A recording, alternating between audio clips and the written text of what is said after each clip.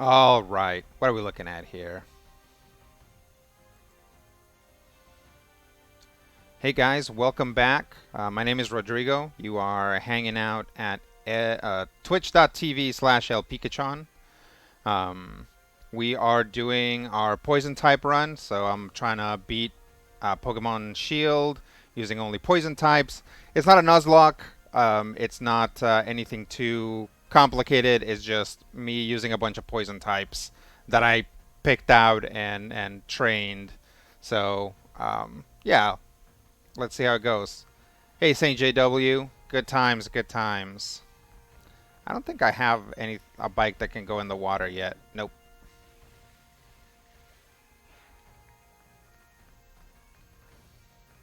Oh, fortunately, all the fish hang out outside too. I do not even know if my Pokemon are healthy. This could be pretty bad.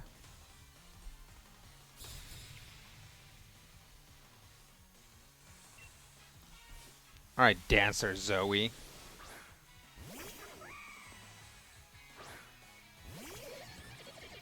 Oh, well, that's good. That's not a bad matchup.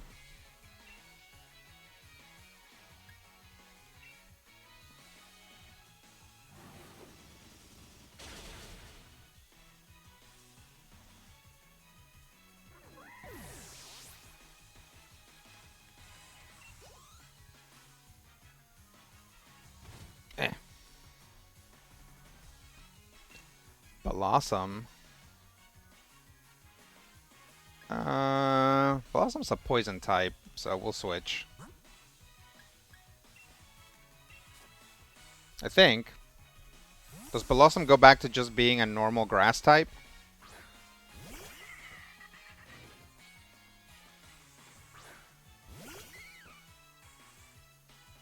Well, either way, weak to fire.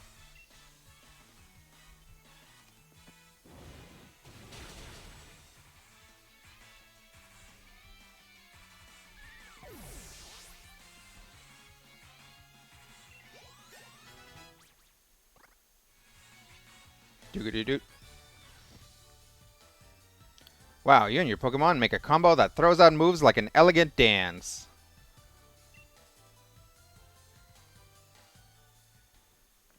Thanks, Hip Hop Zoe. Let's go back to town because I wanted to.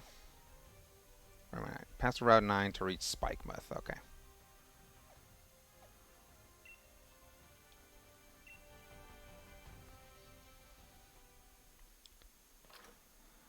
I wanted to maybe teach Flamethrower to Oakley.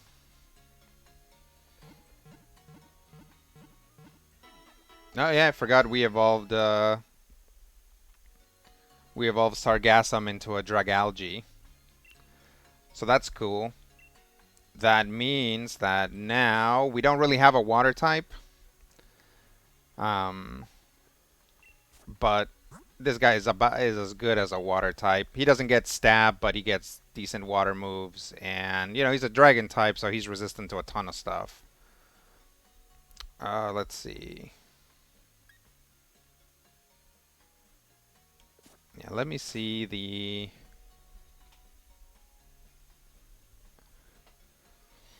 bag.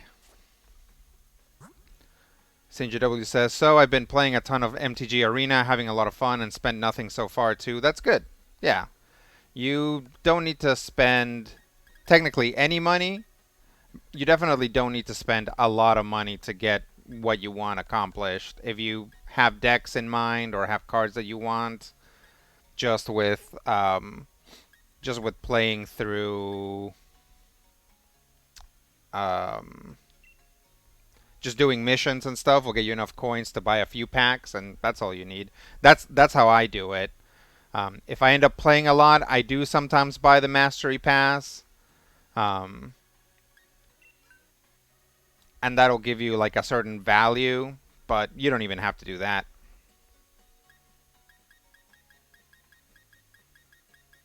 Let's see. Flamethrower.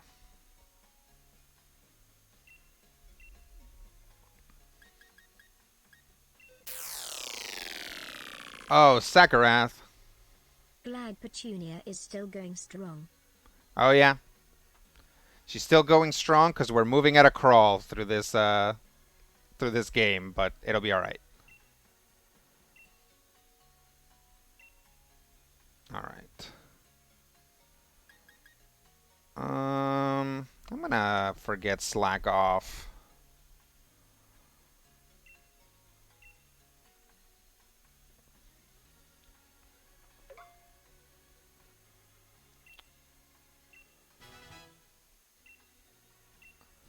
And then there was icy wind. Icy wind may be good for MTG player. Let's see what MTG player is packing. Thank you for the subscription, Sakarath. I really appreciate it. Let's see. Hex, Curse, Hypnosis. Want to keep Hypnosis definitely. Dark Pulse.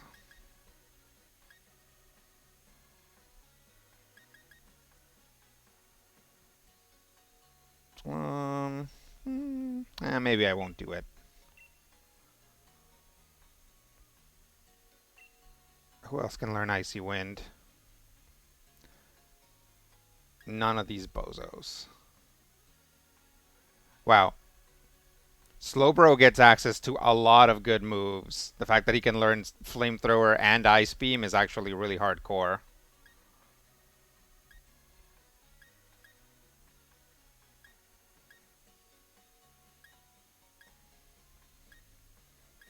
I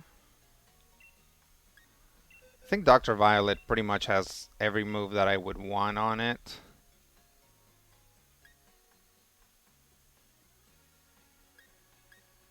Yeah.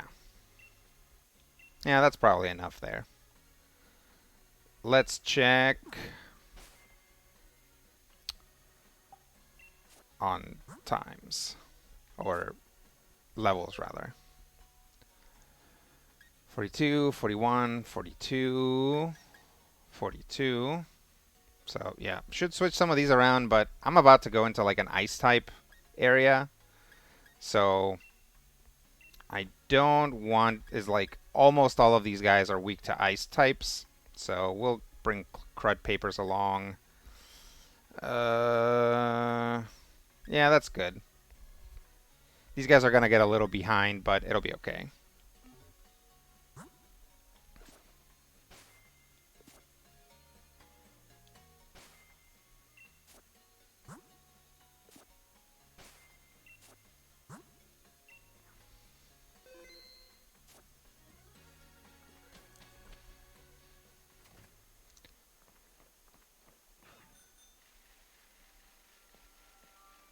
Doobly doobly doop.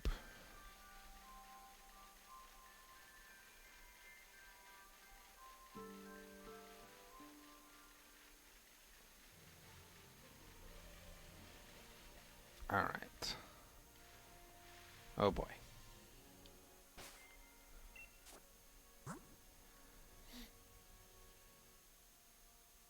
Flying types and water types.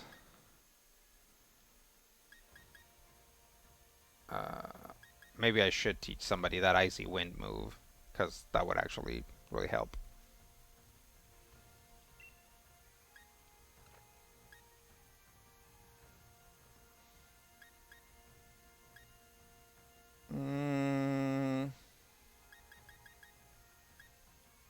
Let's put crud papers up front.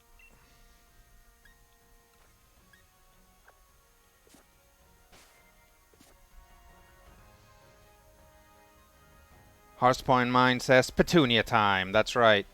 We're picking up Petunia's adventure right where I left off last time, which was a huge rant about the the story mode in Super Smash Bros. Ultimate.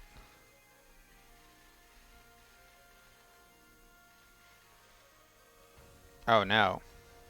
Should probably save.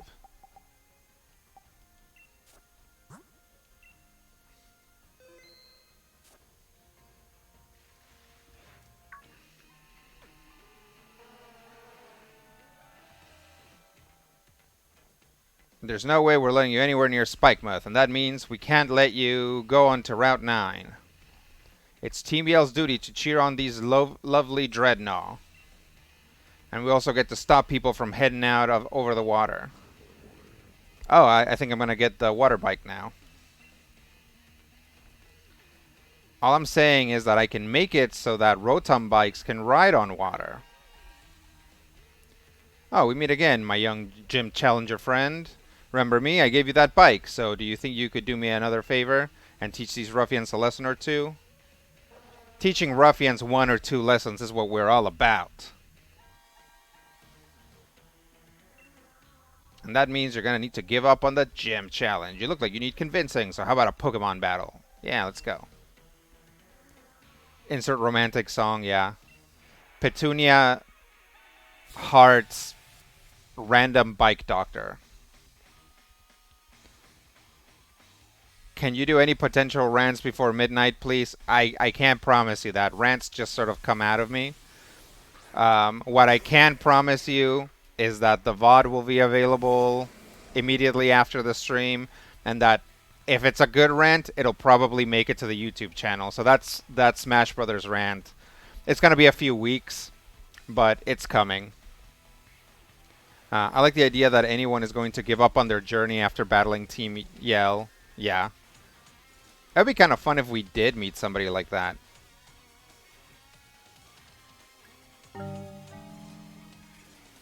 Oh, who's following? The Jabberwocky. Thanks for the follow, Jabberwocky. That's cool. Where's my info screen? Oh, yeah, let's Sludge Bomb it. I watched the VOD from last week. It was a good rant. Oh, thanks. Yep. Sorry, I mean, like I said, stuff just comes out sometimes. I do kind of want to, at some point, get, like, slightly more structured about stuff like that, where I'm like, okay, so first hour of the stream we play Pokemon, second hour of the stream, like, actually, like, we do some content, like, right, we make, like, some videos or whatever where I, like, rant about something.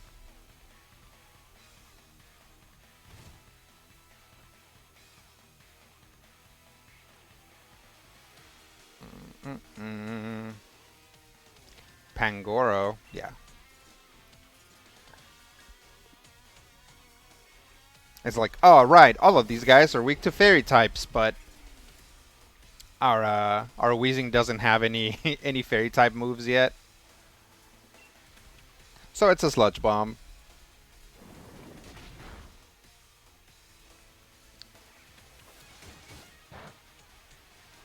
It's not very effective.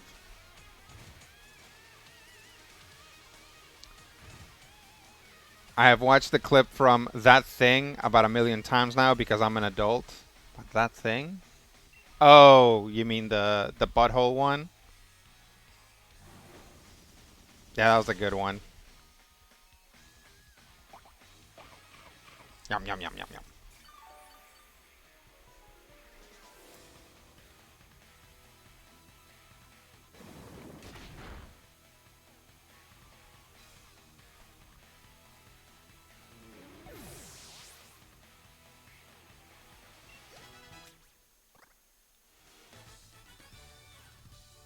Yeah, you guys, when you get a chance, you should go and check the clips for the channel. Uh, it's uh, it's up there.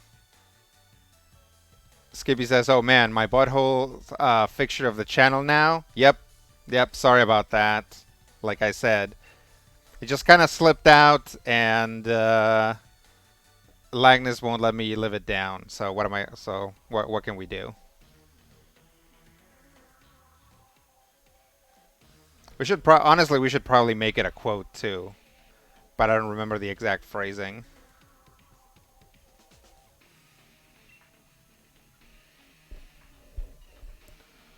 We can get on Dreadnought first and write it away. That's not a good idea.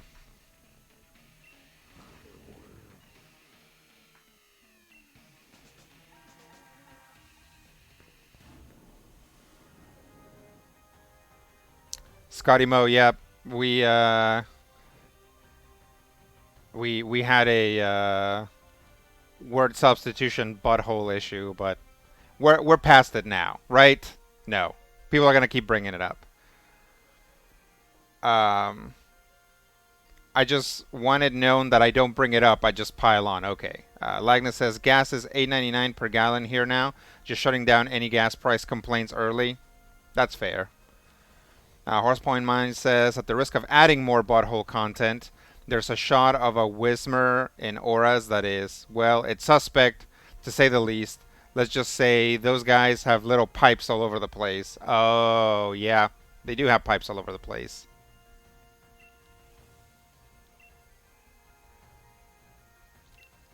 Wouldn't you like to ride your bike on the water? That seems dangerous. I don't think this guy's getting his inventions cleared through the proper boards. Then again, Chairman Rose runs those boards probably, so he uses super dangerous Pokemon energy to power his city, so what are you gonna do? The bike combined with the Pokemon Rotom to not only do a turbo boost, but also run on the water. Alright. By the by, when you're doing on land, we call it land mode. Let's see if there's something over here. Because we do pass a little ramp.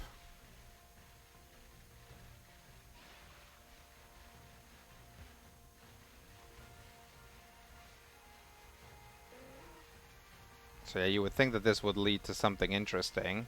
Oh, quillfish. What? Nothing? Absolutely nothing? Oh, no, here we go. Oh. That Glalie looks serious.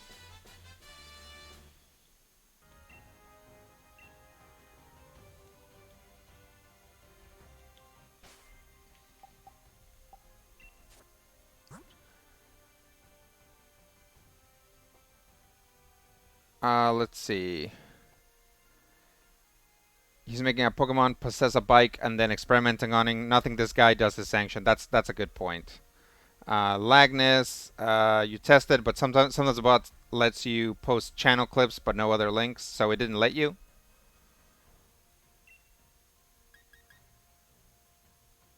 Restore. It's like I'm still so close to the Pokemon Center. It's kind of annoying, but it's like it's just easier to teleport to the Pokemon Center and not spend any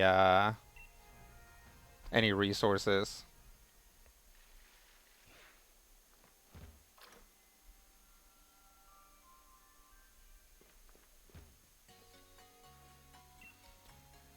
Skippy the Wonder Chicken says, "Okay, Rodrigo, what dish do you make when you want to flex your cooking skills?"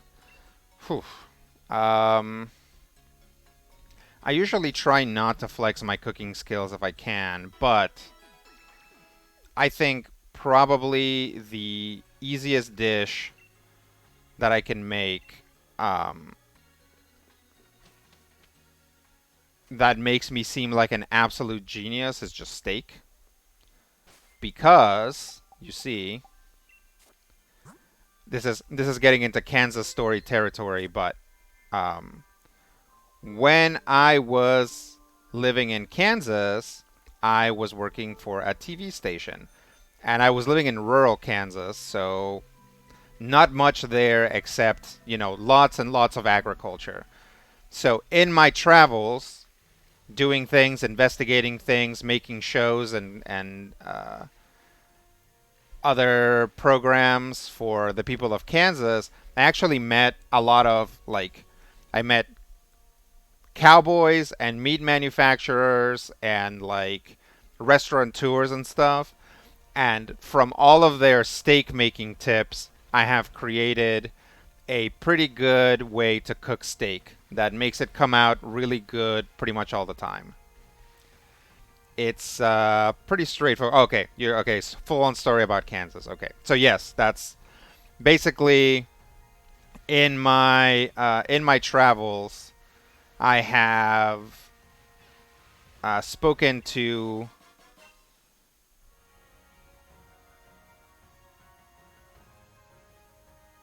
After it's target mode. Okay, so it's for slow Pokemon. In my travels, I have talked to pretty much everyone that has anything to do with meat.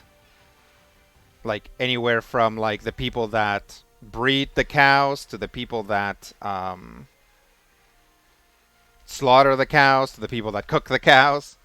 And yeah, basically they all have like particular things that they would do when they cook a steak. So I guess yeah, if I really really want to impress somebody, I'll cook a nice fatty steak, and it'll be good times. Other than that, there are a few dishes that I do all the time. Um, Hang on, the music's kind of distracting me. I'm going to turn it down a little.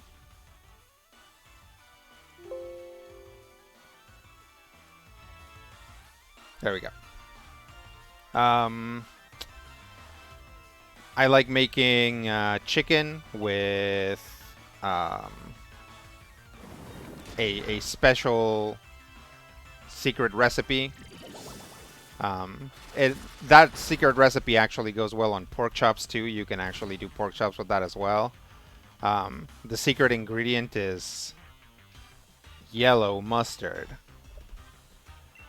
Because when you cook yellow mustard, it basically gloms onto whatever you're making. So it's pretty good. Anytime Rodrigo starts a story with "when I was," I always have to belt out a young warthog. Yeah, pretty much. I'm at that point in my life, you know. It's like I I've been doing the major spoiler stuff for more than a decade now. I was a TV producer in Kansas for about a decade. Like uh, I never thought about it this way, but definitely there was a moment, years ago when somebody was asking me something, and I was like, "Oh yeah, this and this happened to me," and they're like, "What?" And I'm like, "Yeah." It's like now I take care of people with disabilities, so I'm like, "Have I lived an interesting life?"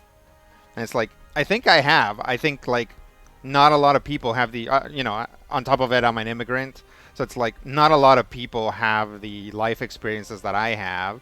It's like not to say that, my life is like super interesting because it's not, but the weird breadth of like stories that come out of like my particular experiences are kind of weirdly unique. So that's like don't forget your like huge podcasting career you just do for fun, basically. Yeah, yeah. I ran a D&D game forever.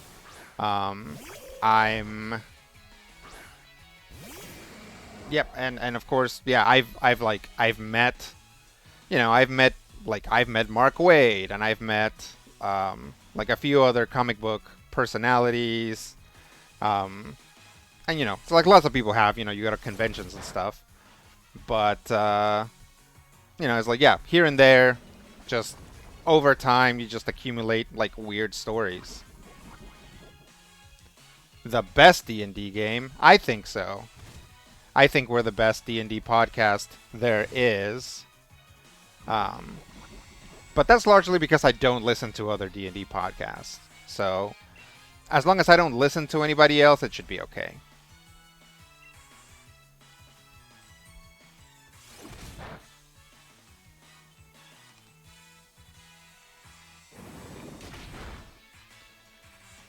You were avant-garde in the actual play genre, something that is huge today. Yeah, yeah.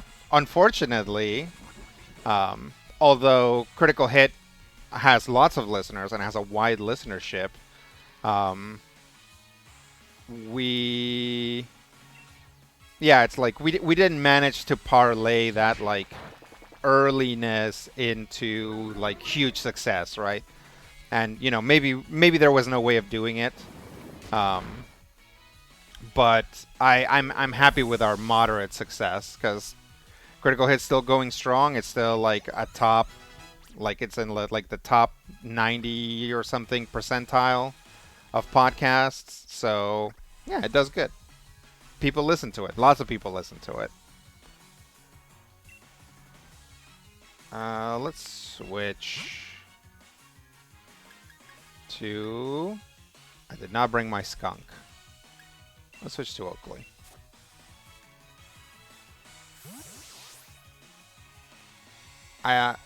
Oh. Meeting Rodrigo greater than meeting Mark Wade. Oh, stop it. Horsepoint Mine says you were... Yeah, okay. A vanguard, not avant-garde. Oh, okay. I mean, that's literally what it means, right? Avant-garde means, like, in front of... But, yes. I see what you're saying. Lagnus says, I'd have to sign the Butthole NFT. I'm going to mint of the clip. Fantastic. Thank you. Definitely do that. 1000%. Skippy says, I have listened to other D&D podcasts, and you can tell Crit Hit shows its experience. Well, thank you. Thank you for saying that. Harvester says, howdy, Rodrigo and Chad. Happy Wednesday. Happy Wednesday. Wednesday is Petunia Day.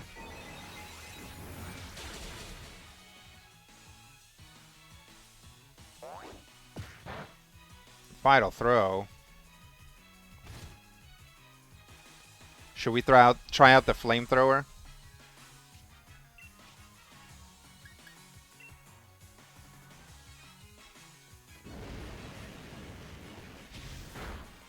Nice. Skippy says Petunia Day is the highlight of my week. Oh, that's nice. It's very often the highlight of my week. Oh, this tough guy's sad. I'll tell you what you need. You need to put on some warmer clothes.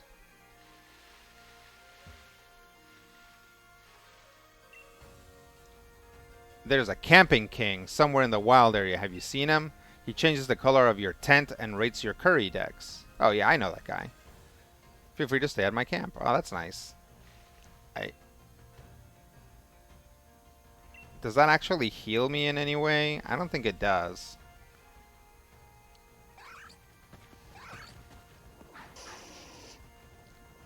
One, two, three, four, five. I mean, this is a rare 6. 1, 2, 3, 4, 5, 6.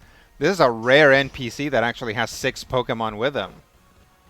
Ho ho, look at you. Who do you think you are, the protagonist? Okay, well, those guys are fighting, so I'm just gonna leave. Harvester says, Petunia could probably claim any day she wanted, and it is Wednesday. Yes. Lagnus says, I have listened to no other D&D podcast. I have listened to some other actual plays, but you guys are the only people I can stand listening to playing a WotC product. I mean, there's a reason why we don't... why we stopped doing D&D. It's just like, there's lots of other stuff out there, and, you know, there's a lot more out there than just D&D.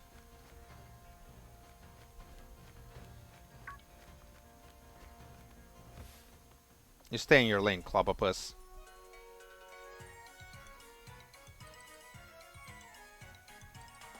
Oh, the captions? Yeah, hang on a second. I don't know if the captions are broken, but it looks like it's just saying, let's do big slide, which is really funny. Okay. Let me check the captions.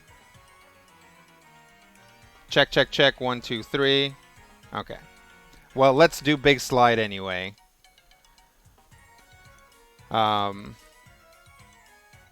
This is a fun, relaxing way of making a game. A lot of people hate community building, and sometimes we just break down why the World of Light opening is bananas good. That's right. It's, yeah, I mean, I know a lot of people are, like, down on Pokemon, but it's like, I like this game just fine. Like...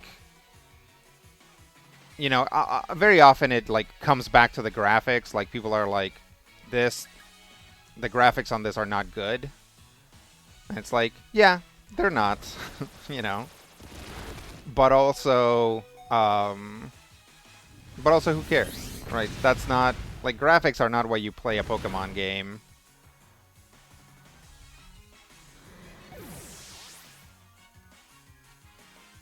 Take that. Now nobody gets any XP. Haha.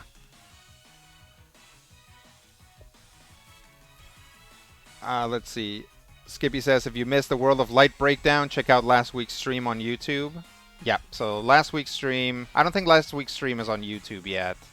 Is it? I don't think it is yet. Um, but the VOD is here on Twitch. You can check it out on Twitch. Harvestry said, or Lagna says, well, I am fine with some shilling, but the average is WotC podcast is the shilling with explosions. Yeah.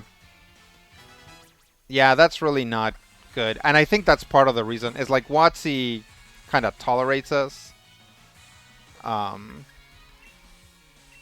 but they don't love us, and I think it's because, very often we're just like, well, this is what I think sucks about D&D.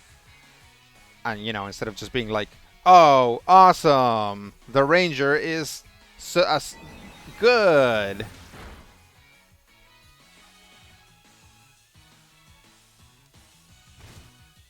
Harvester says, I found more recent Pokemon titles less enduring than past ones personally, but I haven't hated any of them. Yeah, for me, the main reason why I'm still playing Pokemon Sword and Shield is max raids, right? Like, it's enjoyable. It's a reason to continue to train up Pokemon, to continue to catch Pokemon, to look for shiny Pokemon. That because it's cooperative instead of competitive, right? I've talked about this before. Okay. Well, now I need to heal my Pokemon. I guess we should just make camp.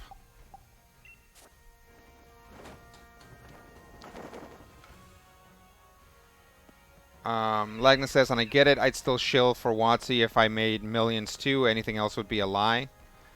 Sure. Yay, the Ranger is great. The Paladin isn't stronger than anything else by a mile. Woo! Harvestry says, it's tough to be critical of a product and also get sponsorship from it. Yeah. So, that's why, that's why Critical Hit tends to have sort of these like lateral sponsorships, right? It's like it's sponsored by like Harry's, or it's sponsored by like Tweaked Audio or whatever. Like Critical Hit sponsors tend to not be role-playing game things, unless it's like accessories, like accessories we do. Cooking. Start cooking. Wendy's D&D, Skippy says, Wendy's D&D campaigns, guys. It's great and not weird and cringe. Man, like, it's, sometimes I'm like, man, it would be nice if we were the king, but I'd like to think that we wouldn't slam our faces into the door as often as those guys do, but maybe we would. It's like, you never know.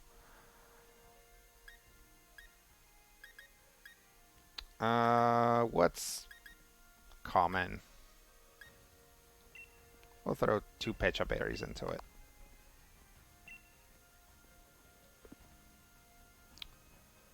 Ready.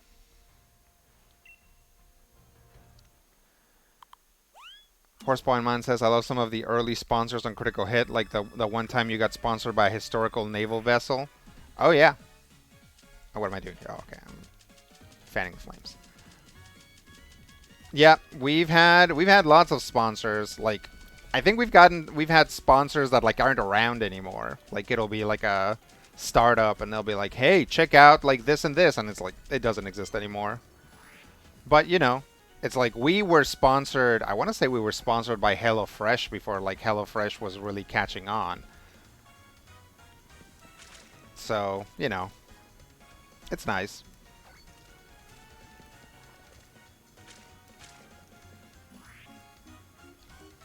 Bloop.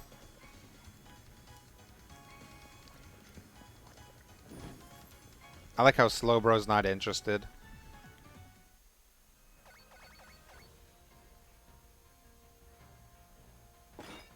Sweet herb medley curry.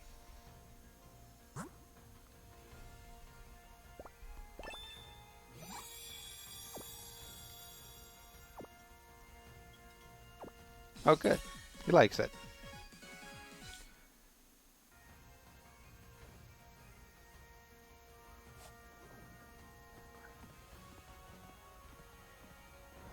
If that... oh, no, it did. Okay, I think it did heal my, my wheezing.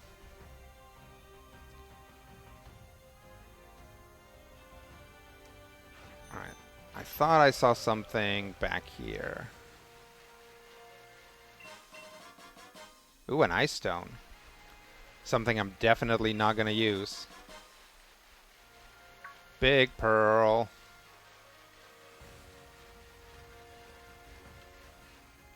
There was... I saw like a shine somewhere around here. Yeah, it's like in there. How do I get in there?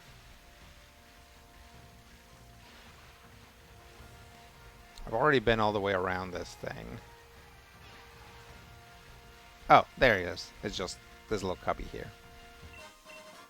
Oh, it's a rare candy. Let's see. Harvester says, a guy who rates your curry decks feels like someone saying, you like the things you know too much, and you'd be better. Try wilder combinations that may turn out horrible. It builds character. Yeah. Yeah, I've never put any thought. I never, even in my original playthrough or now, have never put any thought into the curry decks.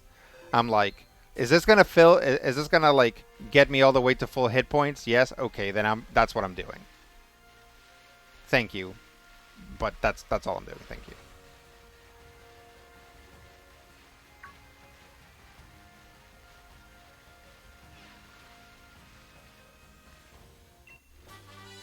Let's see. Skippy says, well, as long as the podcast doesn't get into NFTs, we should be morally sound for a while. Yeah, that would be good. Steven really riled me up once because he like pretended to get into NFTs during the Major Spoilers podcast, and I was about to like start typing out a letter. Horsepoint Mind says, I'm gonna re-listen now, and I always have to skip past the Season 1 limited edition t-shirt ad because I'm too sad I never got one. Yeah, unfortunately, that's the promise of limited editions, right? St. JW says, I'm glad you're doing other stuff from D&D. Not because of the WotC thing, as pretty much everything has links to something corporate. It's just nice to hear something different. Yeah, that's true. Although, we do indie games too. You know? Like, we did Panic at the Dojo, which I think is about as indie as you can get. Maybe not as indie as you could possibly get, but, you know, whatever. It's not a corporate thing. Oh, cute lady.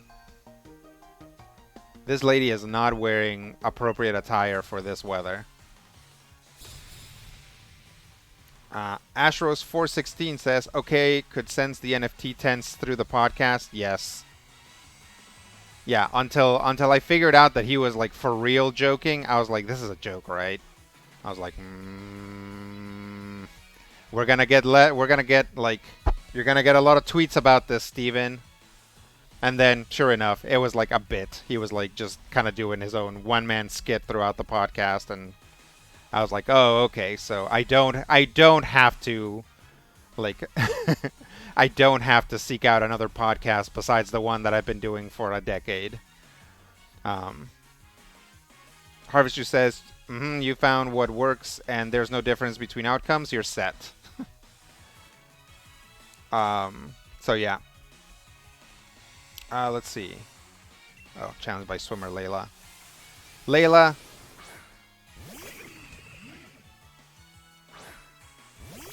A poison type, you say?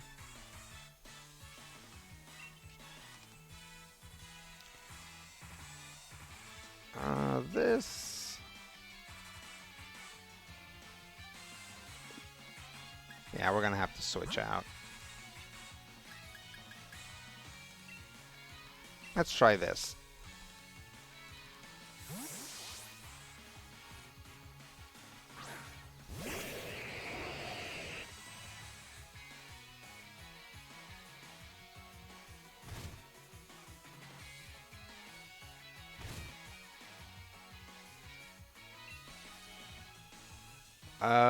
Dragon Pulse.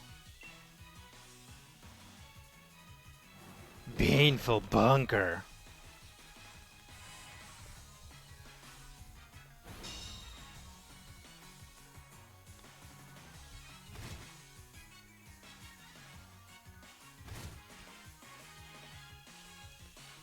Yeah, I think fights like this are here. It's like a trainer with like a Toxapex who has like a very specific technique.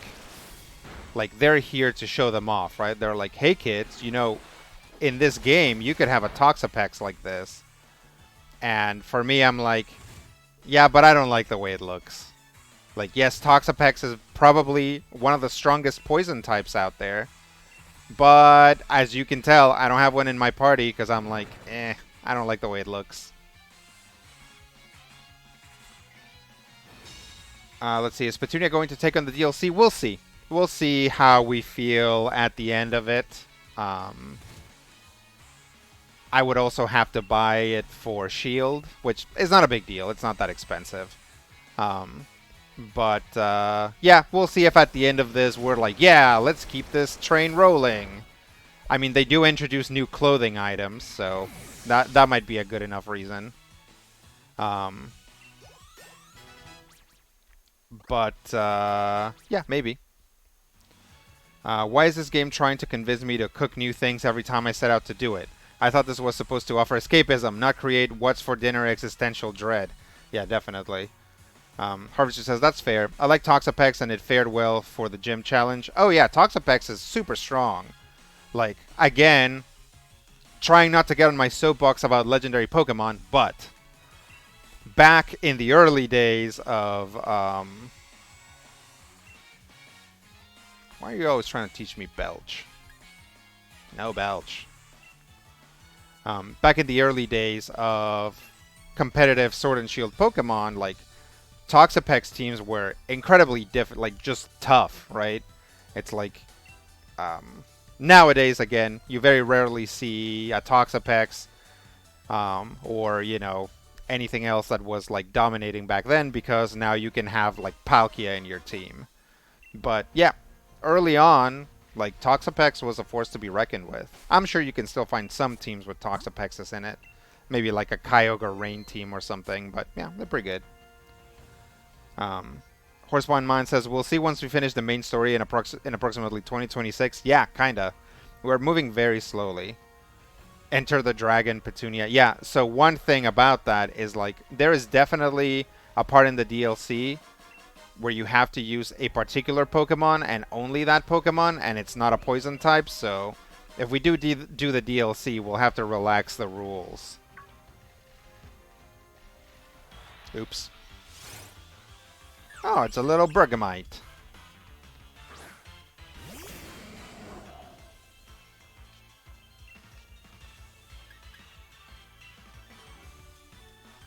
Sludge Bomb. Wow, that super killed it. Bergmites are not very tough, I guess.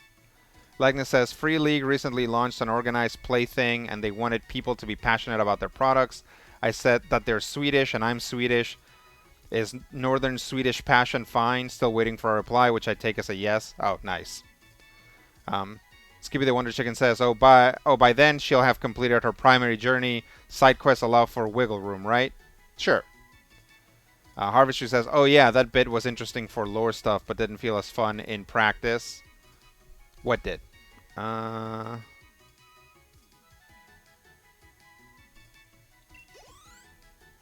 not sure what we're talking about. We're talking about 3 different things at once, so it happens.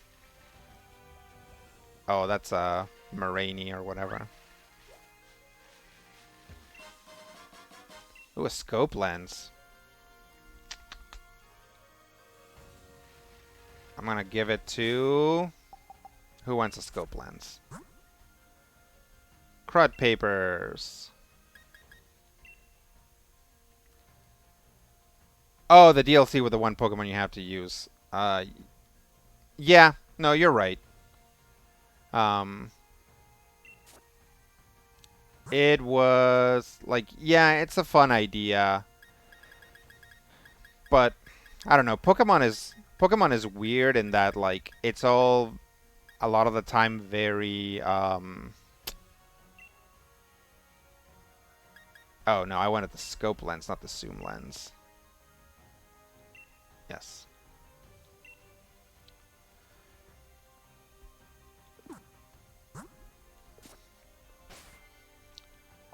Um, yeah, Pokemon is weird in that it really kind of works a certain way, and anytime they do a variation like within a game, it feels really weird. So yeah, it's like this idea of like you only do one Pokemon and it's kind of this gauntlet. Like that's not how the game usually plays, and so it's weird. I don't know. I guess it's just it just like I enjoyed it for what it was, and I was like, I wonder if other people like this because like the idea that you're not allowed to bring like your super cool, super OP Pokemon to this is kind of some people are not gonna like that. Harvester says it feels like it would be a fun gimmick to put in early on in the game rather than in a post-game DLC to me. Well, at least this way it's optional, right? I do think that like people would be annoyed by it. Um,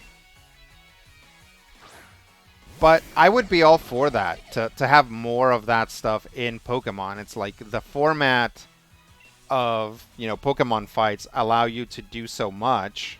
It's like why not do it? Let's sucker punch the Toxtricity. Bam. Venoshock. Oh no.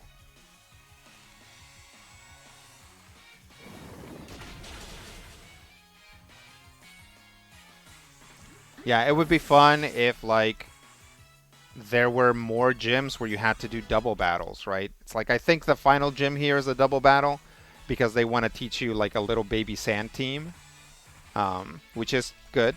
I wish there was more of that. I wish there was like parts where...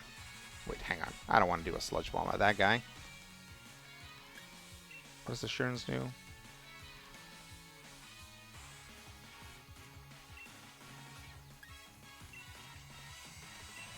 Here we go. Bullet Punch Assurance combo. See, this is why you need to have more doubles battles, right?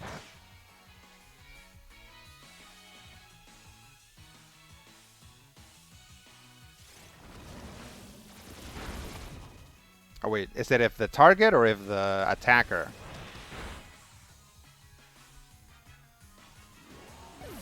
I can deal with it better in stuff like the Dynamax Caves thing. Switch out with Pokemon that aren't gonna progress. It's all about what you can do with what you're given. Yeah, I like Max. Yeah, I like the Dynamax Adventures a lot. Skippy says maybe if they did it as an Iron Island-esque side quest, give you an egg Pokemon once it hatches, you do the quest where you raise it to the rest of your team. Yeah, maybe. Harvester says, I was like, I feel like one of the scrubs I fought that ran around with a single first stage critter and arrogantly challenged me to a fight. Yeah, I guess, yeah, it does make you seem like a... That would be fun. Actually, that would be fun. Okay, check it out, right? This would be fun.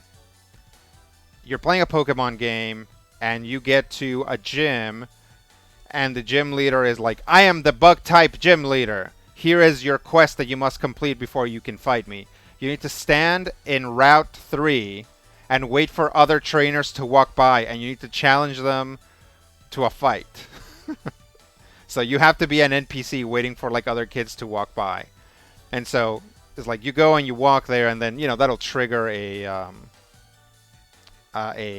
event that cause you get frozen in place, and then like people will like walk by, and you're supposed to like when they walk by, you spot them, and you're like haha, and then it'll give you like some options, some dialogue options to say. And yeah, if you beat them, then you get their money. So yeah, that would be kind of funny if there was a gym leader that made you do that. Skippy says you have to be a guy challenging like cops, a family going for a walk, a lady with a dog. Yeah, no, totally. Just whoever passes by. Then you get pasted by the champion. That would be funny if like one of the Elite Four walks by. Especially if you had like your little Rotom or something and was like, he's like, oh no, maybe you shouldn't challenge that guy. He's from the Elite Four. Oh, that's like an actual Pokemon there. I was gonna try and grab it. I thought it was an item.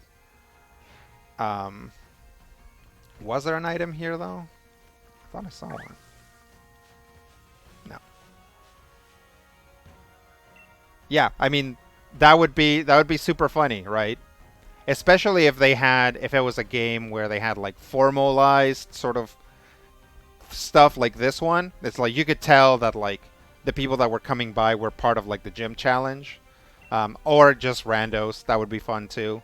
But it's like, yeah, the final guy you go against is one of the Elite Four, and his Pokemon are just like completely over leveled, right? It's like this is like a level 18 quest that you have to do. His Pokemon are all level 45. They just like wipes the floor with you, but that's part of the event, right? It doesn't like you don't lose. It's just like the gym trainer finds you and he's like, okay, well that was a little much, but here you go. Now you can challenge me. Like no one was expecting you to beat Lance or whatever.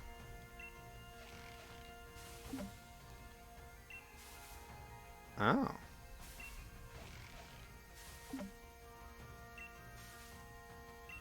Shigamore.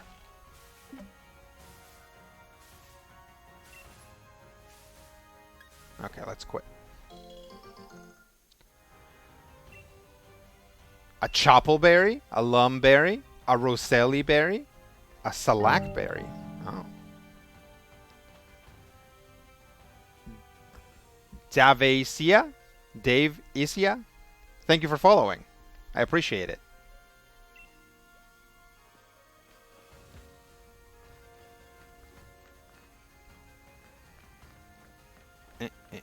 Oh, I'm almost at Spikemuth. I need to save. Uh, it says, "Can I ask a question?" Or Dave CS says, "Can I ask a question if you don't mind?" Yeah, sure.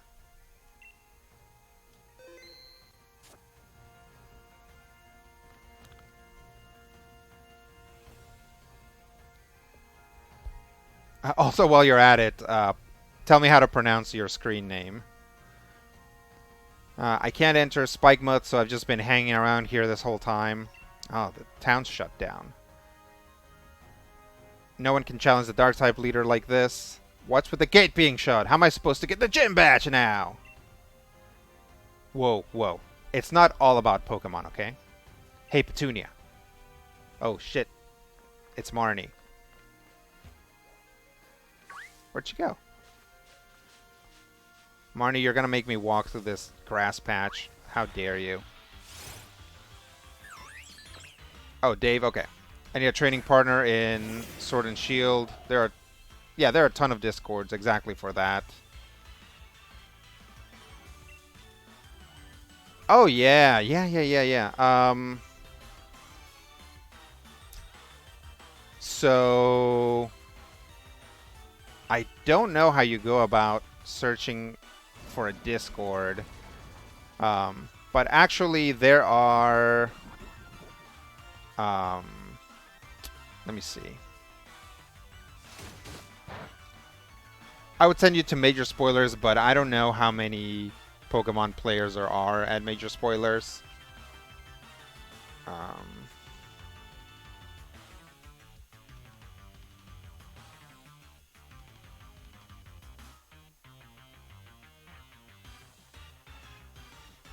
Disboard. Okay. Yeah, I'm sorry, Dave. I would go with Skippy's advice on this.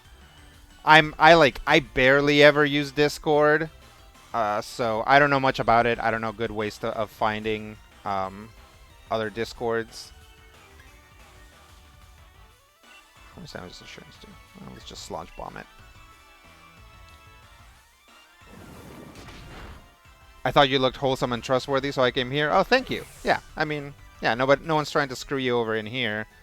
But, yeah, there are lots of Pokemon trading discords. Horsepoint Man says, I can help you out if you want, Dave. I just need a sec to boot up my game. Oh, well, there you go.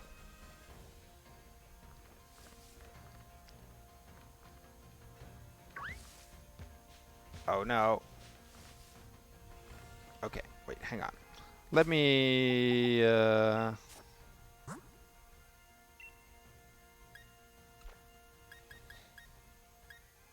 let's put Oakley up front for now. Although Oakley also doesn't have very many hit points. Oh no, he does.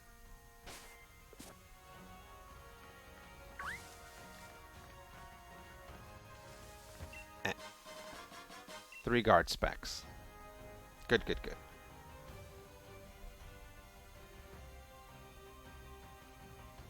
Rodriguez, both of those things, as it turns out. Thank you.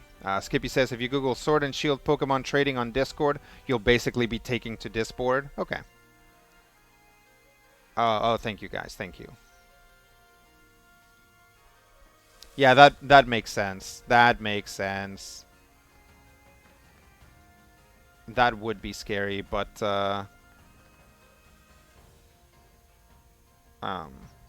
yeah, Horse Pawn's not gonna try to steal your shiny.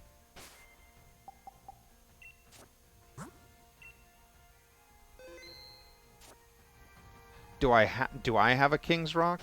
No, not in this game. Does it need to be holding a King's Rock?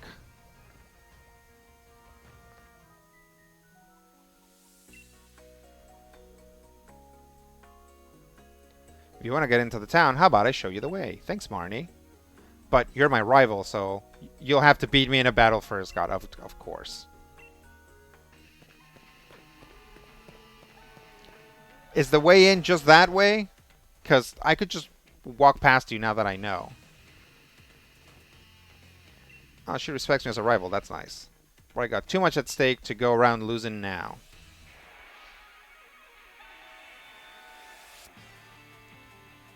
You gave my only you gave your only King's Rock to your friend. Oh, that's too bad.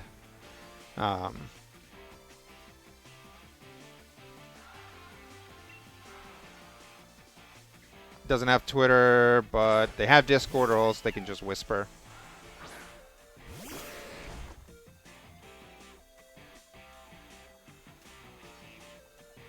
Okay. Well, definitely don't want to throw a Psychic type at this. Let's see, Dark. So we'll get Ripetine out. All right, looks like we're working it out. And yeah, Dave, feel free to stick around. You know, we're just playing Pokemon, having a good time.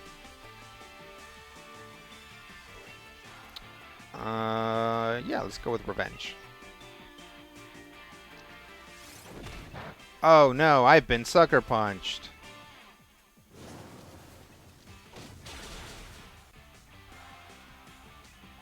Let's see. Skippy says, so the Batman was fun. Hopefully they don't run that into the ground. You mean like with sequels? I enjoyed it. Again, it's like when I went to see like The Dark Knight, afterwards I was like, yeah, that was pretty good, but I kind of don't want to ever see that movie again. It's just like a lot of work. Restores the target's HP by up to half of its max. That seems good, but I don't think so. I leave. Lagna says, I leave for a second and Rodrigo looks trustworthy. Yeah, it's the beard. I work with adults with disabilities, and one of them is always talking about my beard, and I'm like, yeah, I'm training to become Santa Claus. That's why I'm growing all this white hair in my beard, and I'm growing my beard out, and that's why I got this belly, and that's why I'm working on this ho ho ho ho, and that like super cracks him up.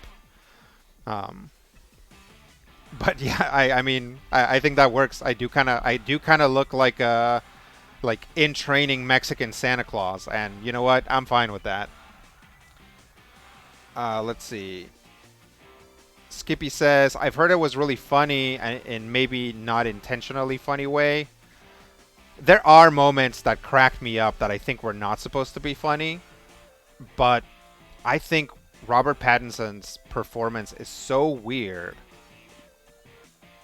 that it works. Like, it's like there's like that. There are like moments where I was like, like just had like an uncomfortable laugh to what was happening, and it's like, yeah, he's like a kind of a weirdo, and he's playing Batman, who is a huge weirdo, right? It's like I felt like this movie wasn't trying to convince me and be like, no, no, no, no, guys, Batman is actually cool and makes sense. Actually, like this movie was not like Batman. Like this movie has multiple scenes where Batman is like in a group of normal people, and everybody's like.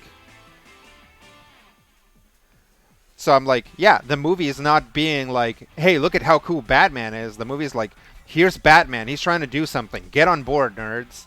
So I appreciate that. I liked it. Um, that was a really good Santa laugh. Oh, thank you. Let's see. Skippy says, yeah, I just remember the Mandalorian being a farm for spin-off bait. I expect that from everything corporations do these days. Yeah, that is unfortunate. I am not interested in any Mandalorian spin-offs, and I'm actually pretty distraught that apparently you need to watch Book of Boba Fett to know what's happening in the Mandalorian. Like, yeah, it's not great. Skippy says, like, Arcane, spin-off, and origin story bait. I mean, Arcane was good. By itself, it was good. Horsepoint says that's a good Santa laugh. Well, thank you. Harvestry says, aspiring Santa in the off-season. Yep, that's me. Lagnus says, also, I'm still giggling about your wrestler superhero, especially you spotting him. Spotting a Raiders fan just going up to slap him. Yep. Yeah, I'm actually having a lot of fun playing Nexo.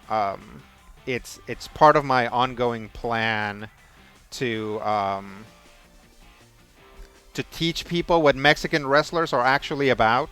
Like in the United States, people see masked wrestlers and they think that's funny and they make fun of them and they usually have comedy roles and stuff. And I'm like, in Mexico, masked wrestlers are basically superheroes, right? They're like the Mexican equivalent of superheroes. Except it's already written in why they fight each other, right? They don't need to have a misunderstanding. They're already wrestlers, so they're going to fight each other. So yeah, I wanted to do is like, yeah, here's Nexo. He's like basically has a man thing type deal where he's like the guardian of the nexus of all realities, which is in Mexico. So like it makes sense that if the nexus of realities is in Mexico, you would have a masked wrestler as its guardian because those are like the big powerful guys there. There's a Santa school in Michigan. Could be board certified. That's true. Yeah, maybe I would. Maybe I'd be interested in doing that. Harvestry. That sounds pretty solid. I haven't seen it, but have heard pretty good things. Yeah, I actually really enjoyed it, and like, it's like I knew going in that it was a very long movie. So as I was watching it, I was like, okay, this movie's going to be very long. At no point was I like, oh my god, this is so boring, which actually did happen a couple times, like between the 3 Nolan films. I don't remember which ones. But there were definitely times when I was like, oh, there's still like a whole movie left to go. Like I was like, oh yeah, things are starting to resolve. And I was like, no, they're going to throw some more stuff into the pot because like there's no way. And sure enough, they did.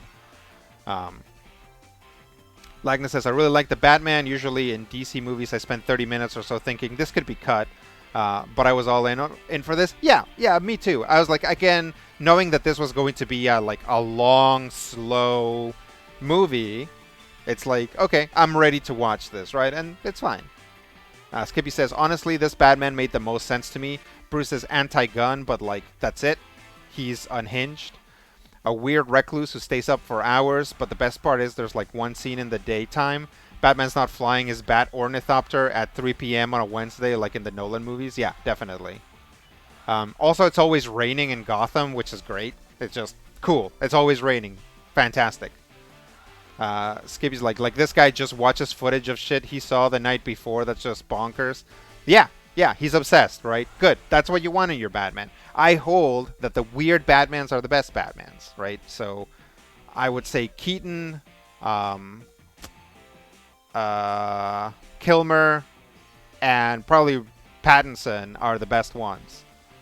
Like, because they just come across as big weirdos. Kilmer, not so much. but definitely Keaton and Pattinson are like, oh, this like there's something wrong with this kid. Um, but they're still generally functional. Harvester says, I had those we're still on this moments in the Dark Knight Rises. Sure, yeah. Yeah, I mean, I don't know. Like, anytime I go back and think about the Nolan movies, I'm um,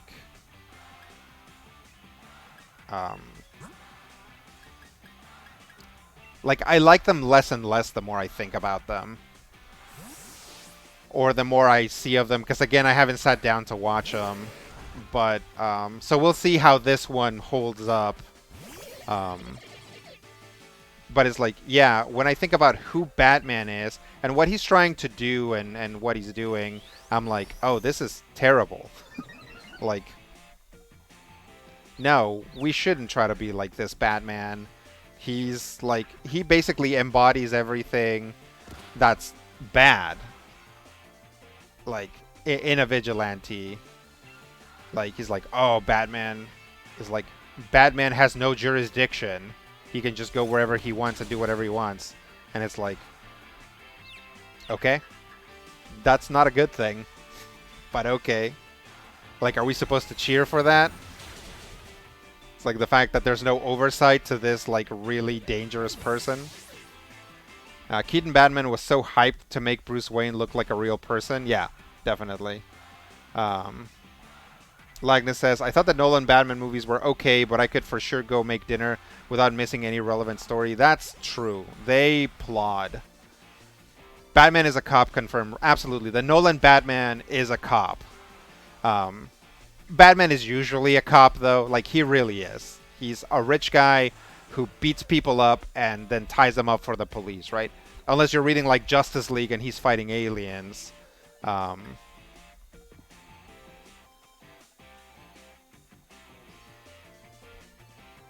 Marnie's getting riled up.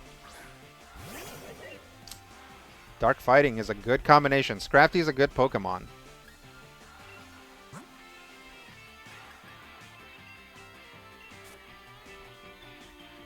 Batman stories can be serious and grim and all that, but I do agree that it's wild to make the concept of Batman and Bruce Wayne seem sensible and logical, and expect the audience to go, oh yeah, here's a loose cannon, but he gets the job done. He should be a guy that makes you uncomfortable no matter who you are.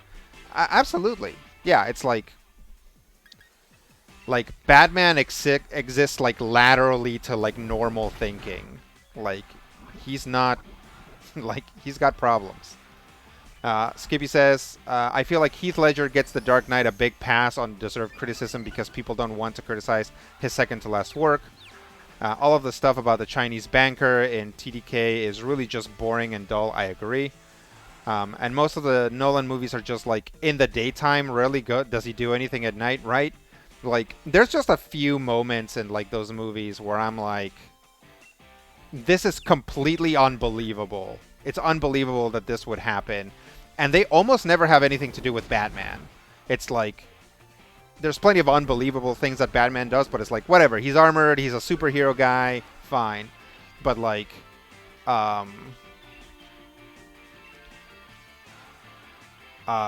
what's a good one? Oh, like, Bane attacks the stock exchange, and like by taking over the physical building, he like shuts down the stock exchange and is like, all this stuff is networked. Like, this wouldn't happen. Like, you can't steal the stock market. Okay, I'm gonna self-destruct.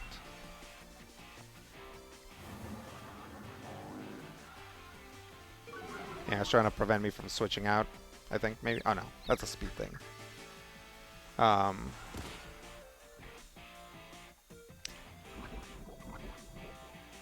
Batman is a rich guy who doesn't want to stoop to police academy. Yeah, that's one way of putting it. Batman is a low-key cryptid, but a supernatural force is absolute wealth. Yeah, definitely. Horsepawn Mind says, I always think it's amazing how different Batman the crime fighter and Batman the Justice League guy who fights aliens and stuff are. They have to be. They have to be two different characters because Batman doesn't make sense in that world. It really just doesn't. All right, I'm gonna try to blow myself up again. Um, the Batman definitely makes you go, yeah, Vigilantism is like really messed up. He's punching these guys so hard. They definitely have brain damage. This isn't okay. And like and that's kind of addressed and like Batman thinks about that stuff, right? It's like, wow, a Batman that is actually thinking about what he's doing. St. JW says, I watched the Tim Burton Batman, having never read the comics and only seen the old TV series. This seems to annoy some comic fans of the real Batman. Oh, that you hadn't read the comics before? It's fine. Like, the Batman that I was most familiar with, I had seen some Batman comics, but the Batman I was most familiar with was the Adam West Batman when I saw the 89 Batman. Um, Horsepoint Mind says, or let's see. Yeah, Lagna says, also I have not seen much with Pattinson in it, but I thought he was a really good actor. He is. He's a big weirdo, and like again, actors that are like have this weird energy like bring that to their stuff. It's like, you know, it's like Crispin Glover was probably too much, but it's like that's why the stuff that he did was good, because like you look at him and he's like, yeah, this guy has like this like really intense weird energy. um Horsepoint Mind says, I much prefer the Justice League kind of Batman, just a regular guy kicking it with gods and somehow managing to make it work. I like that too, but I don't super love it. I just for reasons which we can get into. Batman the Animated Series is still my personal canon for Batman. Yeah, totally. Skippy says, I don't think there's a bad way of coming to Batman. No, there isn't. Harvester says, oh yeah, it's big time arrogance. Batman says the justice system is slow and inefficient, which it is, and I can get this done when they can't, except he's not actually doing it better, and he's subverting society's norms because he feels he can operate outside it because money. Yeah, and it's like, who's gonna hold his testimony, right? It's like Batman doesn't like attest to things, so a lot of those guys are probably going free. Dave says, I live in Sweden, so it's nighttime right now. It's like 1 a.m. Oh, yeah. We got lots of Europeans here. That's St. JW says that's what we all have, our own version that we like. Yeah, totally. Dave says, I'm going to head out soon. Thank you. Thanks for coming by. Hope you can stop by. We do this every Wednesday, so if you've got time, it's good times. Oh, when do you usually stream? I'll let check. Yep. So Wednesdays at 2 p.m. around 2 p.m. Pacific to about 4 p.m. Pacific. Might go a little bit longer today. But yeah, I don't know what Greenwich time that is. I should probably look that up since we have so many Europeans here. Lagna says, I had read Dark Knight and quite a bit of regular Batman before this movie. Yeah. Lagnus says, speaking of about after midnight, time for bed. Later, people. It's after midnight in Sweden. Thanks for stopping by.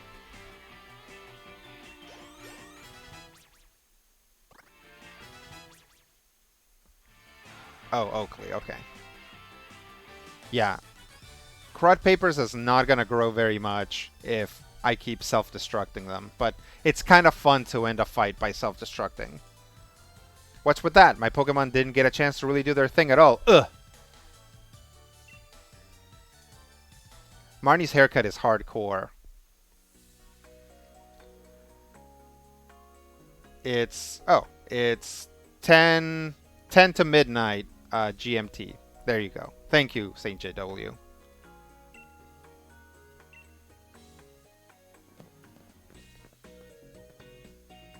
I'm definitely going to get all 8 gym badges just so I can have a rematch with you. Just, yeah, don't you forget it. I'll get my revenge in the Champion Cup. Again, if you're new and just joining us, I am not doing British accents for these guys. I think I would lose all of my British listenership. So follow me into this, like, very clear alleyway. Yeah, there you go.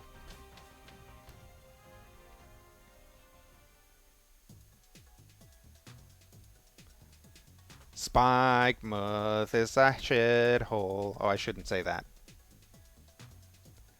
Spikemuth doesn't get good taxes because its property values are down.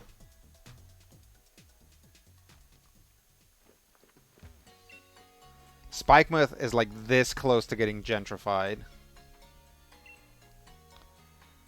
Skippy says, glad we got some Batman talk in. Pattinson is making it fun and interesting for the first time in a while. Yeah.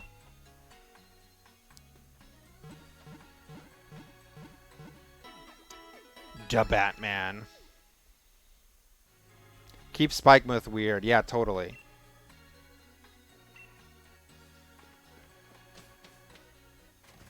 What time is it? Well, we made it to Spikemuth. I'm going to take a super short break and get my stuff together here. And I will be right back, C's, once I find my... Be right back slide. Here we go.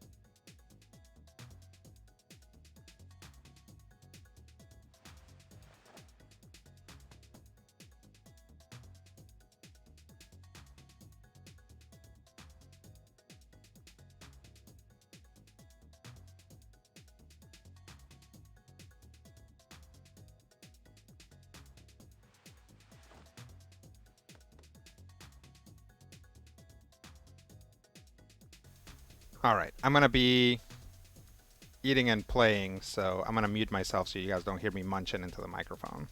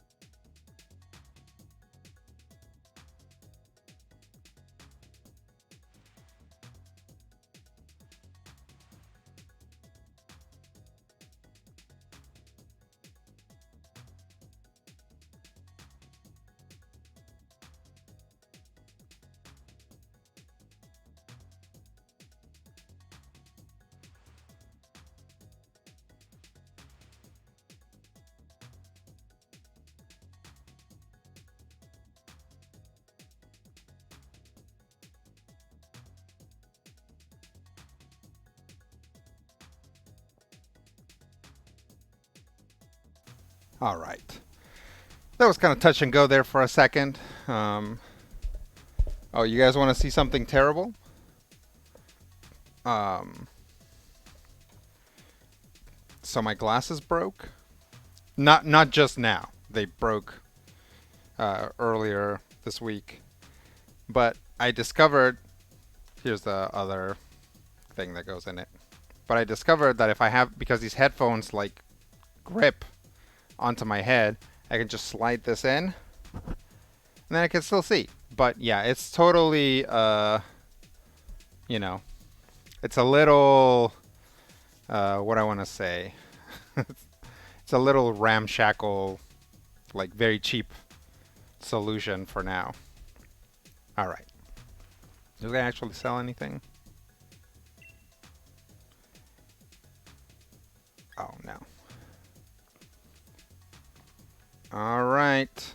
Well, can I change my Pokemon now?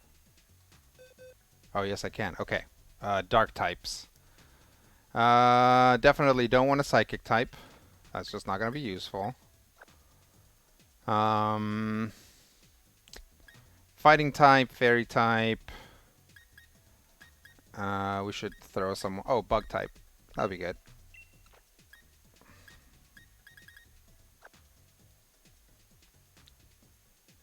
Touch and go in this economy? Yeah. Little Adam Jensen from Deus Ex. I haven't played Deus Ex, so I'm sure that's a good reference, but I'm not familiar, unfortunately. Oh, hang on. I bet the web captions are off.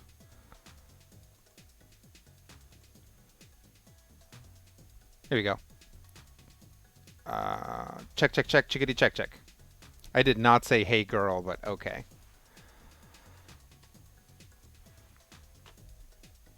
I mean, this captioner is free, so you get what you pay for. All right. Who do I want to have at the front of the party? Routine is already to level 50, so let's swap Power Nap in. See if it can take the hits.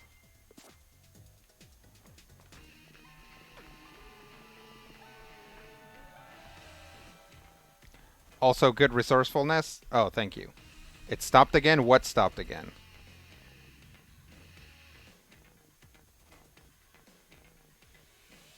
Did something did something happen? Let me know. Let's see. What formats? Oh, the captions. I know why. Okay. This should be working now. Let's see. So what formats in MTE do you enjoy most, Rodrigo? In Arena, I basically only play Historic. And in Person, if I can help it, I only play basically Kitchen Table Modern. Right? Because most people are only going to have access to stuff within the Modern pool nowadays. But yeah, there was a golden era for me of playing Magic, where like I had a group of friends and we got together like once a week. We played Magic, and that's what everybody was playing, right? Basically, for all intents and purposes, a very relaxed version of Modern or Vintage, with all the cards available and whatever. And then Commander happened, and everybody wanted to play Commander, and I don't like Commander. And so that kind of went away, and I just kind of stopped going because, yeah, I didn't want to play Commander. I made a Commander deck, and I tried it, and I didn't like it. I didn't like the format. Um, so nowadays, basically, multiplayer is synonymous with Commander. So it's hard for me to find any place that's having, events that I actually want to go to.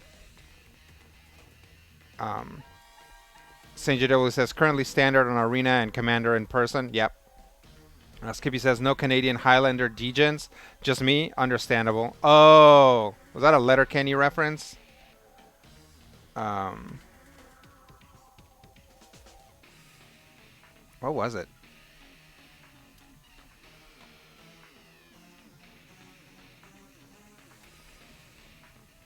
Hot takes on Commander? No, absolutely. If you have followed me for any amount of time, you know that I actually do not like Commander. Um, you guys want to take a quick break and have me talk about why I don't like Commander? Let's do that.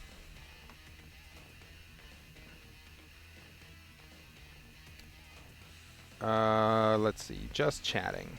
Let's just chat for a second. Turn this down a bit.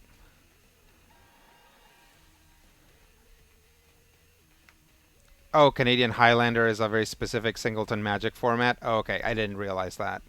Um, Commander definitely can ruin a group if people get too invested in winning at all costs. It's just an arms race to Mana Vault. Okay, so here's why I don't like Commander. If you have ever played regular Magic, just like modern or whatever, with three other people, where you basically have this little battle circle, um, that is a lot of fun. And games go by pretty fast. You know, there's a lot of back and forth, but, you know, everybody only has 20 life. And eventually, you know, you just kind of got somebody just pulls ahead and wins, right? Um, Commander is an incredibly slow format. Everything in Commander is meant to slow you down. It's got you get 40 life. Um, the decks are colossal, right? They're 100 card singleton decks, so it's hard to find the strategies you need. Basically, all that does is it makes everything very slow. You can have a lot of tutors, you can have a lot of whatever to pull up the strategies that you want to use. You can build a lot of redundancy into your deck. That's fine. It's still meant to slow the format down so that you can get these huge creatures in, so you can have your commander come in multiple times, so you can have all this stuff do. So if you sit down with three other people to play commander, that single game of commander might take you all night, very easily. So that's what started happening. I would go, and people would be like, some people still had, you know, 60 card decks, and we'd be like, okay, let's play a game, and we'd start playing, and then somebody else would be like, anybody want to play a game of Commander? And like three or four people would be like, yeah, let's go. So they start playing Commander, and then we would get done with our game, and we'd be like, okay, well, let's wait for those guys, and maybe we can do like a big game, or maybe we can like swap people so that, you know, we're not just playing the same people. And we just sit there and wait and wait and wait, and the game wouldn't finish. Like, the game would not end. It'd be like the time when like we'd have to go home, and it'd be like, okay, this game's still going. And then eventually everybody started playing Commander. So if you show up late to Commander night, you might not play. Like, you might get one game in because, you know, the other 8 people who showed up are in their little pods, and those games are just going and going and going and going and going forever. It's like Commander is just such a slow, kind of boring format. Like, turns and turns and turns go by, and like nothing's happening. And then when something happens, it's terrible, and it slows everything down again. Like, somebody wogs, somebody lays something down that is like all creatures come in tapped and stupid. You know, just like there's just like it really favors slowing things down, and it's just the worst. Let's see what people are saying. Um, Used to play tournaments, but got too expensive. Yeah, DGen is definitely a reference, but I just say that. Canadian Highlander. Where'd he go? Canadian Highlander is a format, though. Okay. Harvester says Rodrigo isn't mad. He just wants to talk. One of our beloved segments. Yeah.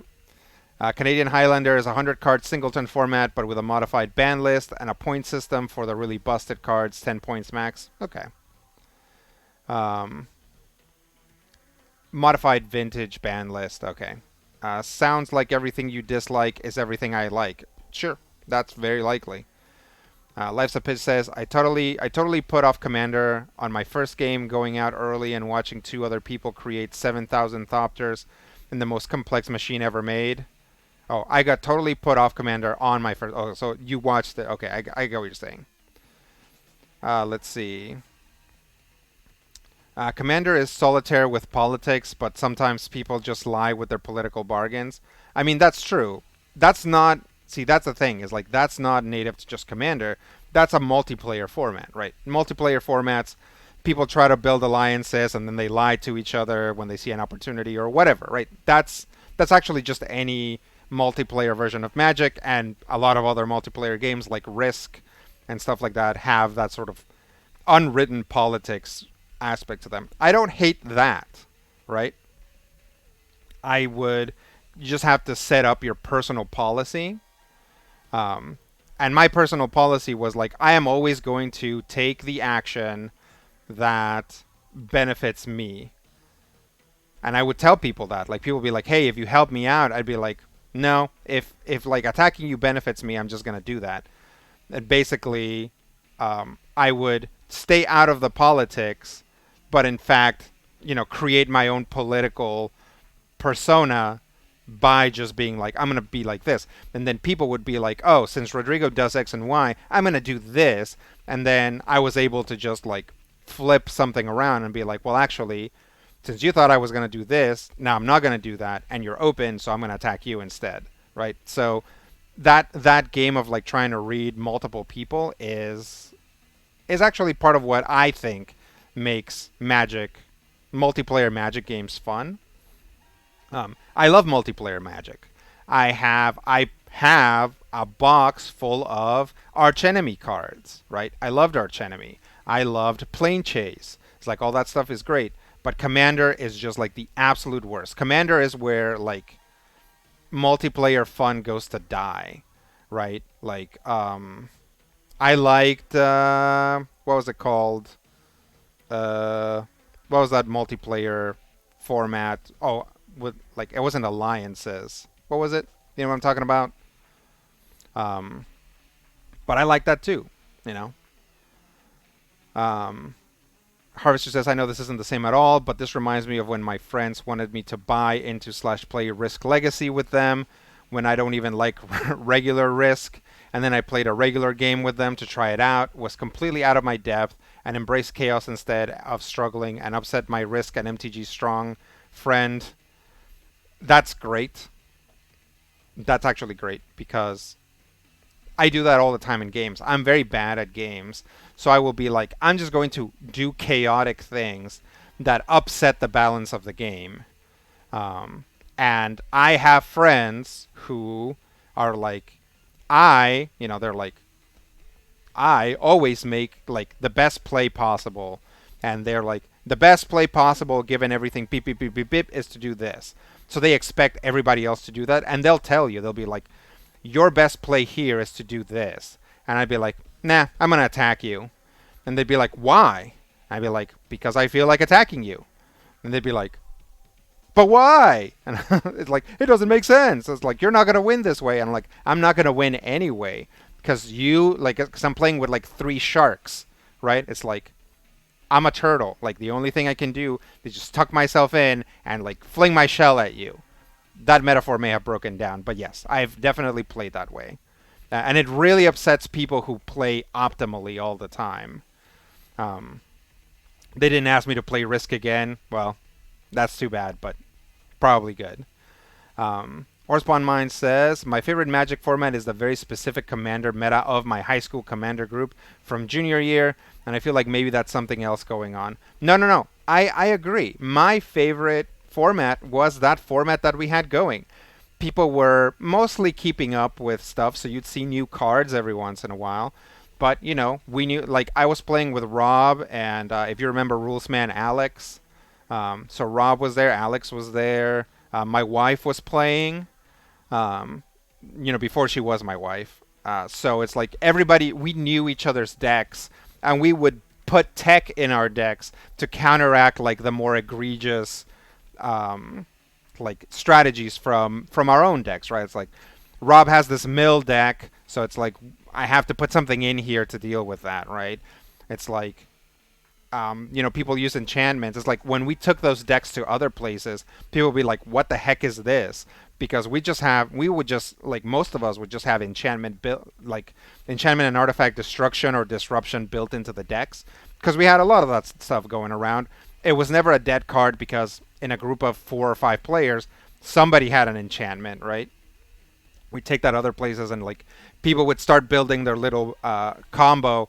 Like, okay, I wreck your artifact, and like put another one out. I wreck your other artifact too, and they're like, who main decks two artifact destroyers, and is like somebody who plays in a format that has a lot of artifact and enchantments, so it's fine.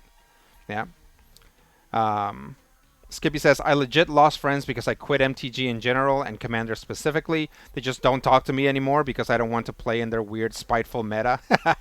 Yeah, sometimes the meta is toxic. Sometimes your little friend meta is not good. And sometimes you have to leave it, and that's fine too. Uh, Horsepoint Mind says, yes, my favorite Commander decks are the ones that just kind of change the rules rather than seeking a strategy like Nekusar. For that reason, we're all going to play Turbo Magic now. Yeah, that's fun. But again, something that you could actually still get in regular Magic, right? Um, Harvestry says, I didn't set out to grief, but everybody else was super good at it, and I just did whatever. And the friend who was 2 steps ahead from optimization was exactly like that. Like, why? Why would you do that? Because what I do doesn't matter in terms of winning. Yeah, absolutely. Yeah, that was me. And I wasn't specifically picking on any specific player. Um, but again, like the optimizers were like, they just like everything, bam, bam, bam, bam, bam. I know how this game is going to go. You do something different, it throws off their prediction model, right? There's just dots everywhere all of a sudden, and they're freaking out. Um, Skippy says, the only magic card I have currently is Elenda the Dusk Rose, because that's just my favorite card ever. Her commander deck is just Solitaire and Life Drain. Somehow is always target number one because on like turn 25 I'd win, which was wild from the land destruction people. Yeah, totally. Yeah, disrupts their whole script, absolutely. So yeah, that's kind of my take on Commander is it's like it's so slow and boring.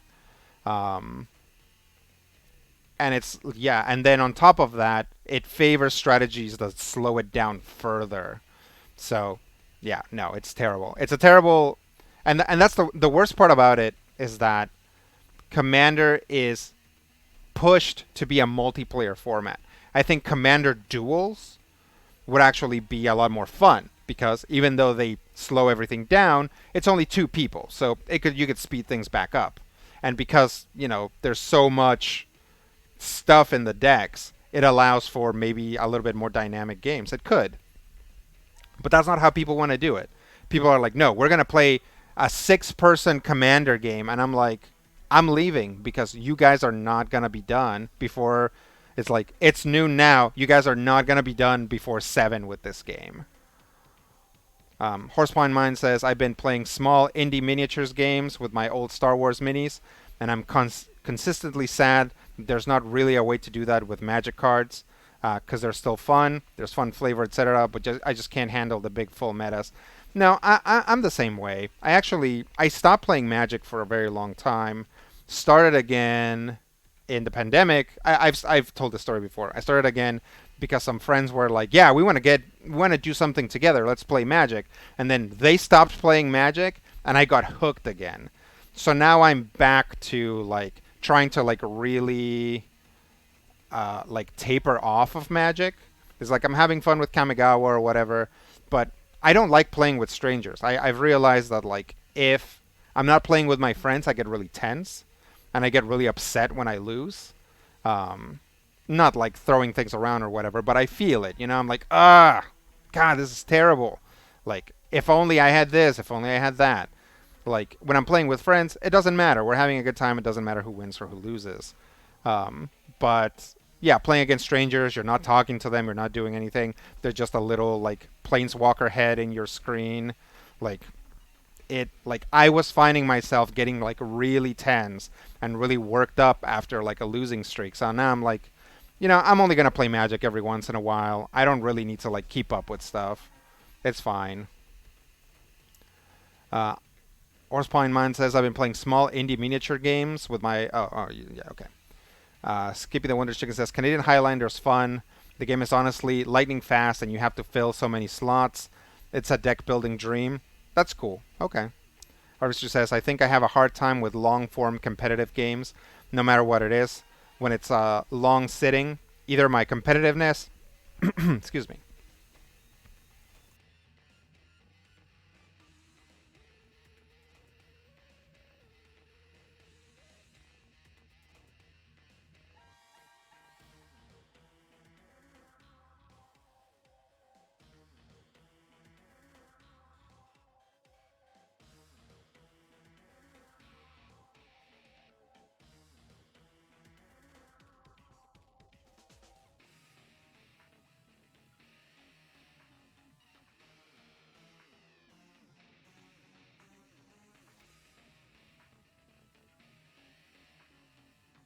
Thanks, guys.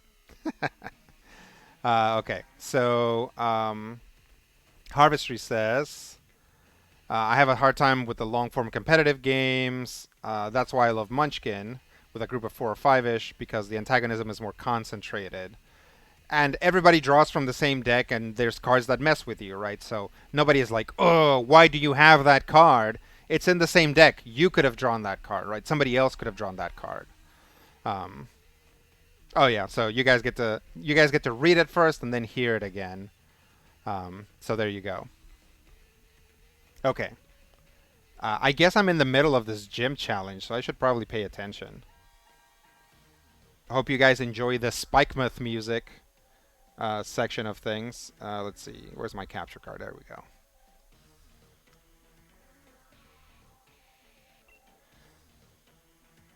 Uh, but I don't want that. Basically, it's a battle between our desires. This is cute. I enjoy this. It's like the gym battle is actually just getting across Spikemuth. Is like that's cool. That's fun.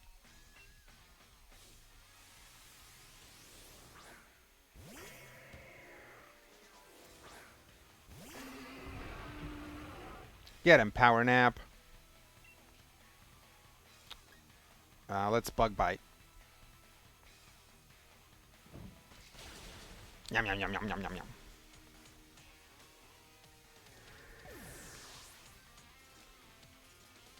Harvester says that's a good point too. Same pool instead of you totally have that card in your deck just to screw my main strategy. Yeah, exactly. Um, the captions came into their own. Yes, thank you, captions. Finally, your chance to shine. But Louis says, I wish we had a good single player story campaigns in the Magic games. Yeah, that would be fun, but they're definitely not going to do that. Yeah, for the first ever Dark Gym, I think they did a good job. Was this the first ever Dark Gym? I thought there was another one. I guess I had read something like there are no Dark Gyms because Dark Pokemon are evil. So you can't have like a member of the community who's evil. But I think they've like since like pushed away from that take on all dark type Pokemon. Hearthstone has single player type story things, never really worked for me. Sure. Playing fighting games has really made me internalize just pick a top tier. If you are playing competitively, you should be playing something that's just good rather than harping on about honor, which was the mentality that was dragging my mental health down about MTG. See, that the thing about me is that MTG is partially about self-expression, and what that means is that I can't play a net. I can't net deck, right? I can't just play a deck from the net that I just put together. I have to build my own deck. And my own deck, definitionally, is not going to be as strong as the big decks in the meta. So I keep losing, right? It's like I need a different meta. I need a meta that I get to define through what I like, and that's that kitchen table meta, but I don't have that right now. But Louis says, I never got into Hearthstone since I stopped buying Activision Blizzard games by the time it came out. That's fair. Harvester says, did Sun slash Moon not have a dark gym? I forget. I thought there was. There was a dark. Well, there was a dark type. It's like Sun and Moon didn't have gyms, so technically, I guess this might be the first gym. But yeah, there was like that little girl, right, with like the purple hair, or was she a ghost type? She was a ghost type trainer, actually. Yeah, yeah. The big dark type guy is actually that like retired guy that you run into, right? In Sun and Moon. I don't remember. I don't remember the plot of any Pokemon game, so I'm like, what?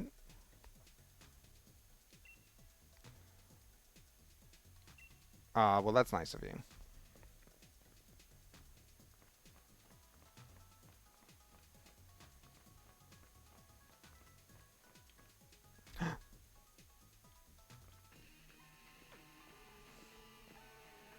That's fun.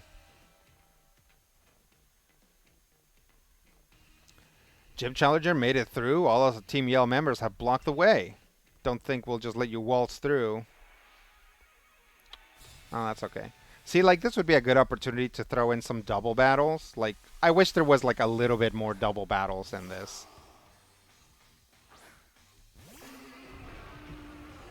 It's like, it throws you, if you're like, a lot of people, when they play Pokemon, they're like, okay, I'm going through a gym.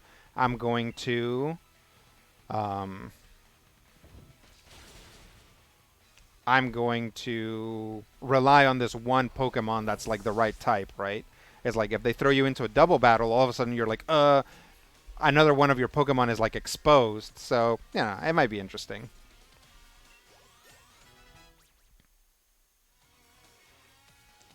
Let's see.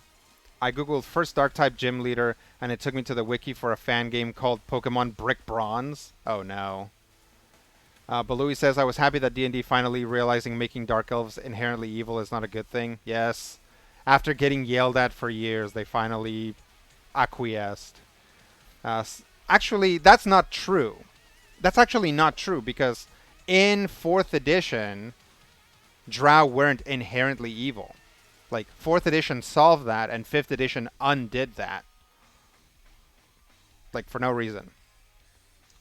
Um, St. Judo says, I used to have a funny relationship with MTG.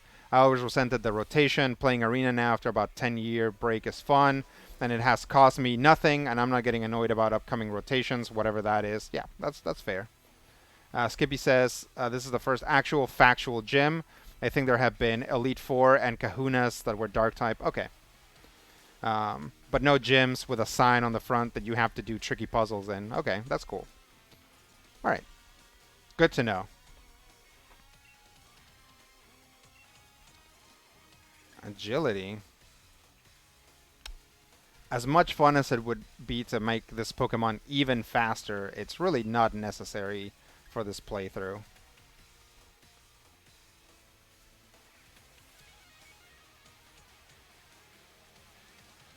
Let's see. Harvester said, yeah, 4E had some of the non-Lothdrow deities written in, and at least PCs weren't predestined as evil. Yeah, absolutely. But Louis says, no reason at all. I am curious about making a D&D character without inherent racial features. No reason at all. I am curious about making a D&D character without inherent racial features will work. You just want to know how that'll work? It's not going to be that difficult. It's not going to be that weird. Um, there are Horsefine Mind says there are lots of games that'll help answer that question. Yeah, lots of other games do stuff like that, and it's just fine.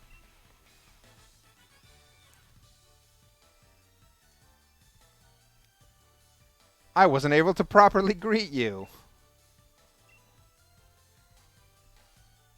That's such a weird thing to say.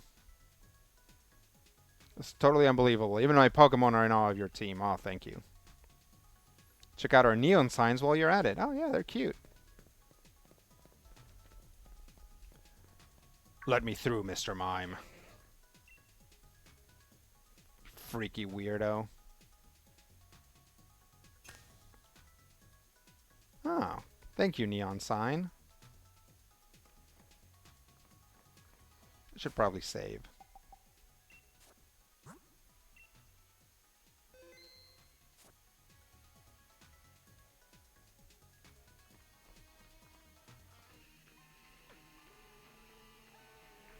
I'm yelling for no reason.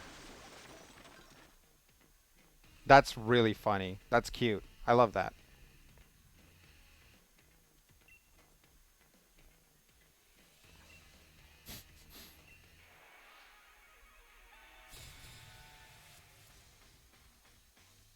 Mr. Mime has nothing to do with dark types and is in fact here to be a weirdo. Yeah, absolutely.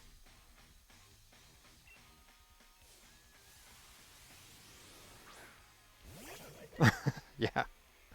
I feel that Team Yell grunt.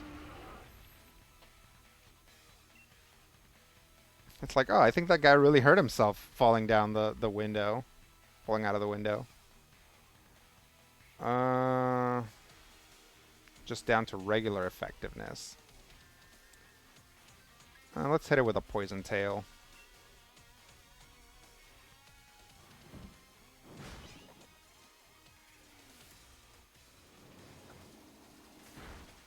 Ugh. Yeah, that's not good. It's just gonna keep getting faster.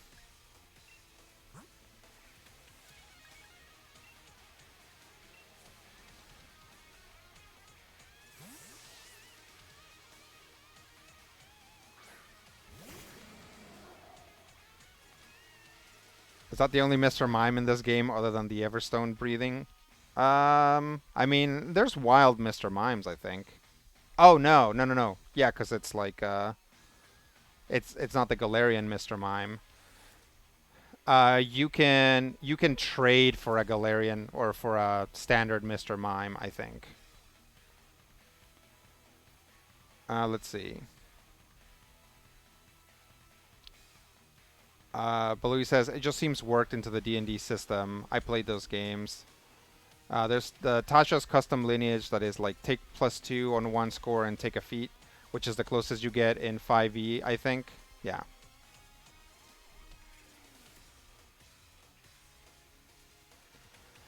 I did. Baloo says, I wish I didn't feel gimped. I wanted to play with Ditto. I love Ditto. I always feel like they are useless for battling. They're not useless in double battles. Um, in double battles, under certain circumstances, you can actually do a lot of good stuff with Ditto. Let's go ahead and poison him.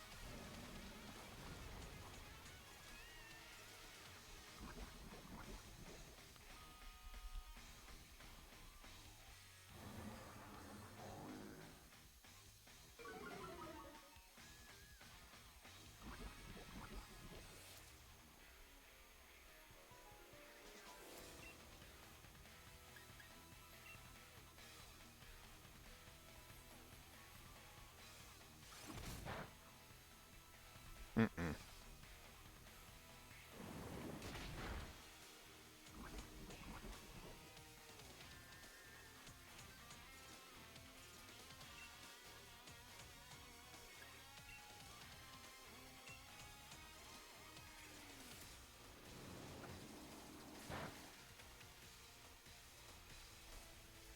Yeah.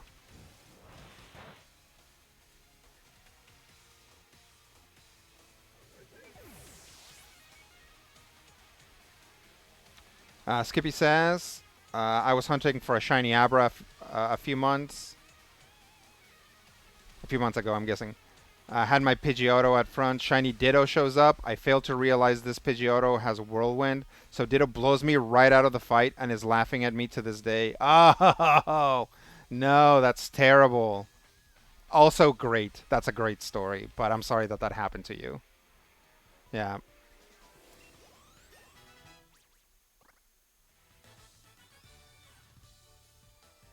that really sucks, and it's also really funny. I lost. My leg pain's back, so it's a double shock. Yeah, Team Yell Grunt needs to go to the hospital. I think he really hurt himself.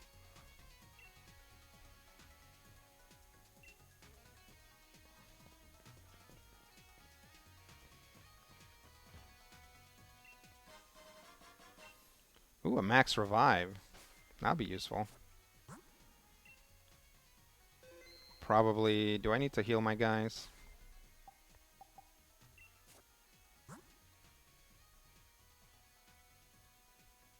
Power nap could use something.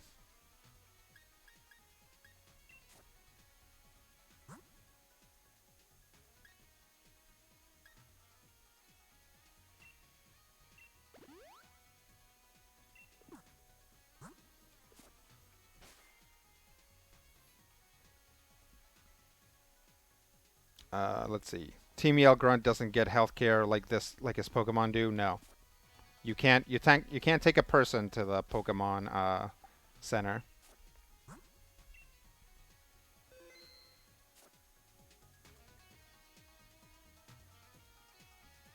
Ironically enough, that copy of Hard Gold hasn't given me a shiny since. It's been like 5 months. That's just terrible. Below says, but I do wonder if the Pokemon universe have free healthcare like Pokemon does. I'd bet that it does. Is like anything that's willing to send children out into the void to go fight Pokemon, it's got to have like a comprehensive healthcare thing, right?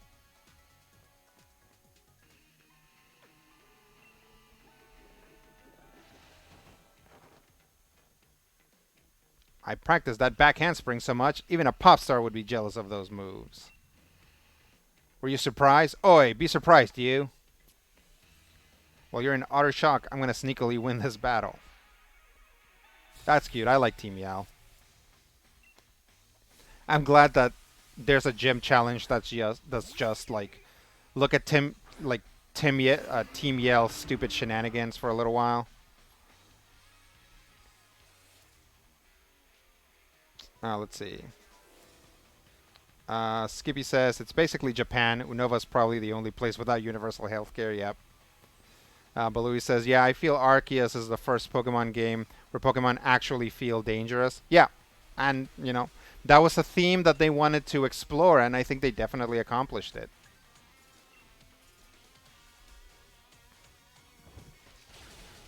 Oh, I think this is the first Weavile I've encountered.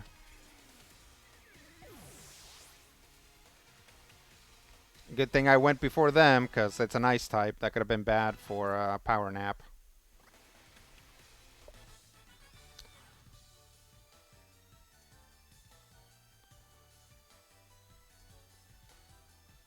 It doesn't strike me, Harvester says, it doesn't strike me that the Pokemon world does full capitalism. Like, there are not many people shown doing jobs and producing output, and many people are trainers and are basically trading money amongst themselves a lot of the time. Yeah, we've talked about this, that, like, um, it's this idea that actually the currency that you use is just for Pokemon trainers. Like, there's a sub economy of Pokemon trainers, and all that money is just for trading Pokemon. And like, it would make sense if they lived in like a Star Trek type utopian society where it's like, okay, for the purpose of like this challenge, here's a bunch of money, right? And there's like, go use the money for your Pokemon system, and it's like the Pokemon subsystem uses money, maybe. Um, and Pokemon trainers never have fathers. Yeah, that's true. Skippy says they all died in the Pokemon Wars. The Pokemon Wars is actually like an ongoing like fan theory that sometimes gains more traction and sometimes kind of loses traction. But yeah, the idea that there was actually some cataclysmic war right before the events of Pokemon Red. And people will like look up examples and be like, see, like this points to it. They all Pokemon trainers trade Gaia Cash. Yeah, Pokemon traders basically um, play with like Dave and Buster's tokens. I should have been practicing my battle skills, not my backflip skills. Thanks for showing me that. Guess I'll cheer for you from now on. Oh, snap. That'd be great. Get out of here, Cantonian Mr. Mime, you weirdo.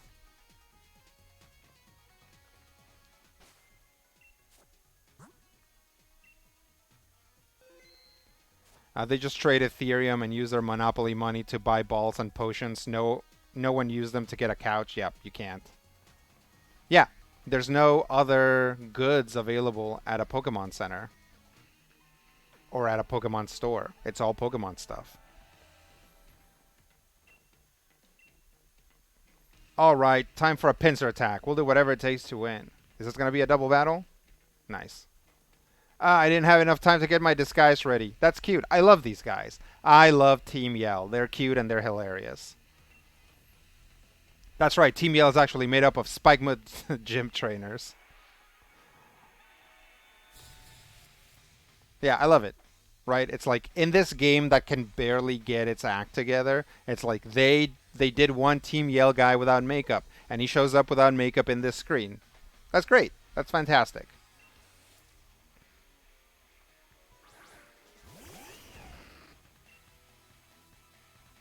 Oh, Drapion. Oh, good. Wait, no. Drapion is Dark Poison. So, we'll try to get Power Nap to just snipe that Lipard. And then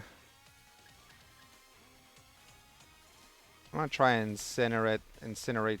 Oh, incinerate hits both of them, so that's fine. Uh,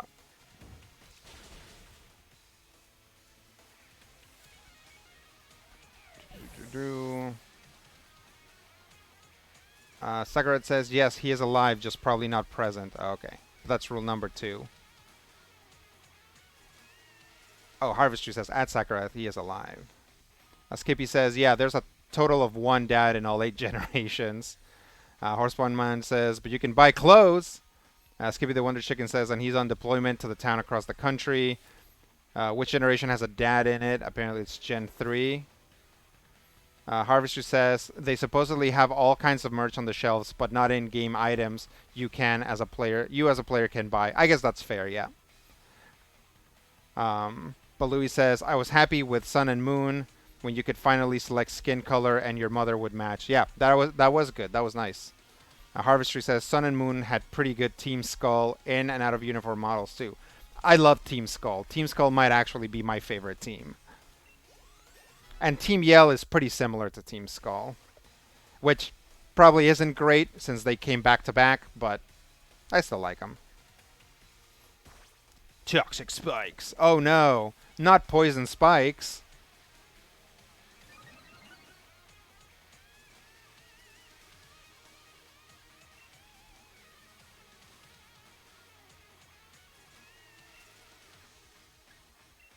I think poison resists bug.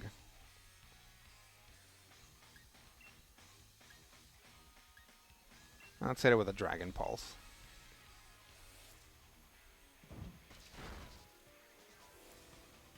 Oh, I guess not.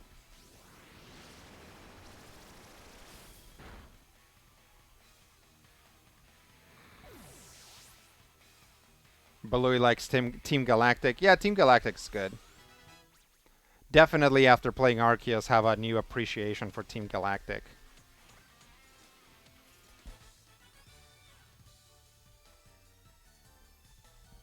I would have been better if you just lost to us. It would have been better if you just lost to us. I'm sure it would have for you. Did I lose as a member of Team Yell or was I beaten as a gym leader? Just put it down on your card however you want. Harvester says there's definitely some kind of sub-economy in the Pokemon structure, but how the rest of society works is definitely a big hand-waved mystery. You never come by anybody who's on a hard financial times or anything. Yeah, definitely. And the important thing is like, is Pokemon a communist utopia? It's a little baby game for babies, and they're not worried about that stuff. So, you know, it's just to show you should really just relax. Arceus has always been. Oh, it's like, oh no, my poison blood will be contaminated by your poison. Yeah, no. Now, Balui says Arceus has always been a weird concept that he is basically a Pokemon god that you can catch. Yes, don't get me started on Pokemon gods that you can catch. Team Skull might be my favorite, including would totally bust your skeleton unhinged Guzma. Yeah, it's great. Guzma is the only team leader whose name I even remember. Except technically Marnie is the leader of Team Yell, but not really.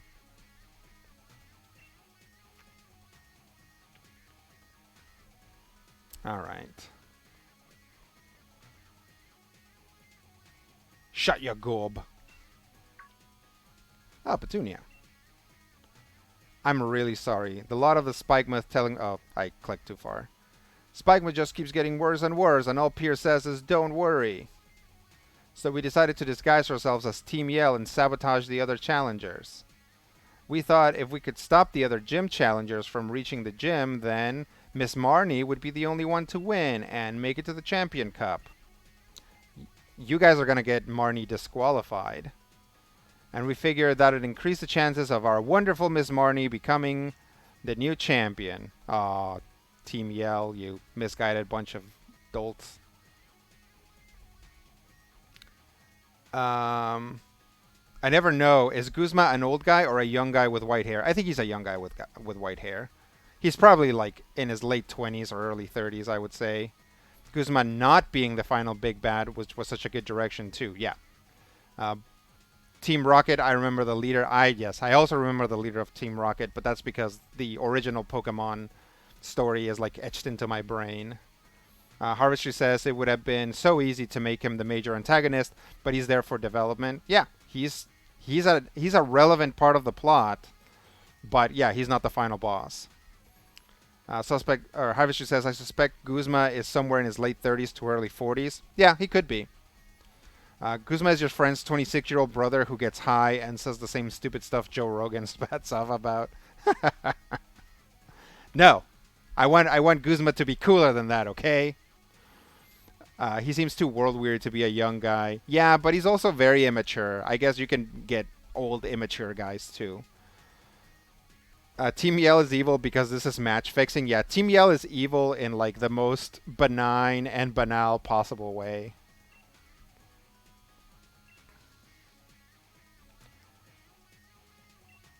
Go in and face the gym leader. Okay.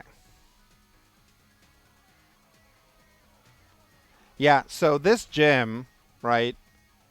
It's like, oh, cool. The dark type gym is like the dark type gym's thing is that it like doesn't it's like it's in a poor part of town and it doesn't have resources and it's not built um on a Dynamax hotspot. So there's no Dynamaxing in this gym and it's like that's kind of its thing. Yeah, see, this is where you get the Cantonian Mr. Mime. No, thank you. Finally, I am playing this game in a way that says that I don't have to catch Mr. Mime, and I'm going to be very glad for that. Harvester says he is. If he is on the older side of 30, he's definitely got arrested development. That man is stunted, yeah. Team Yell is evil the way FIFA is evil. Yeah, FIFA is more evil because FIFA has actual power. Team Yell doesn't really have the power except to throw themselves in front of people. So FIFA is an organization that should know better, so they are more evil. But when you have that much aggression and nobody will stand up to you and you run a mob, yeah, you can kind of divert any and all energy away from personal growth. That's fair. That probably is where Guzma is.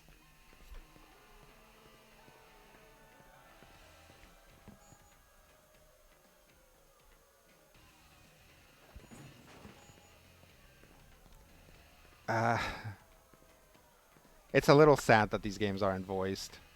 Like the very first cinematic that you see with Rose talking to you and like something like this, I'm like, yeah, way to draw attention to it, Pokemon.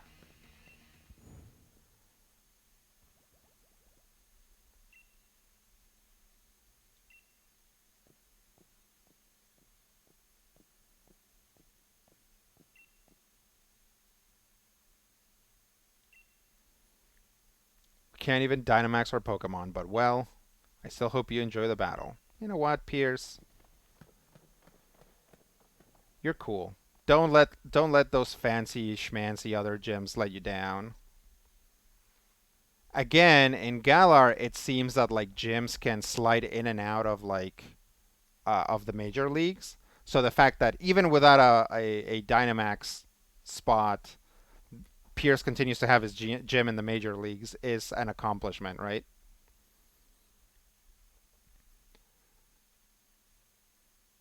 You're right. I'm a fool. I forgot. I've already said Chairman Rose is evil the way FIFA is evil. Yes, that is true. Harvester says him being essentially a beat stick slash guard dog for Lusamine is interesting development.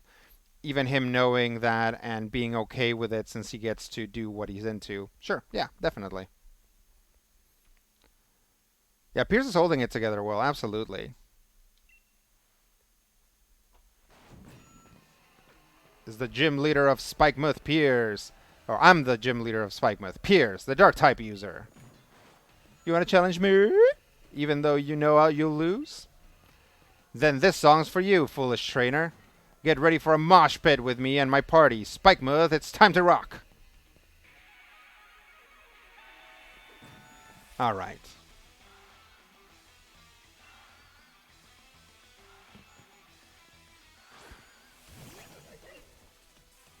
friggin' Scrafties.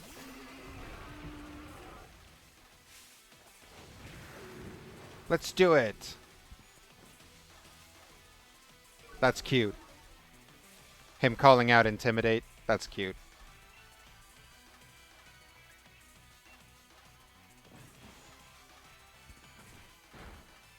How dare you?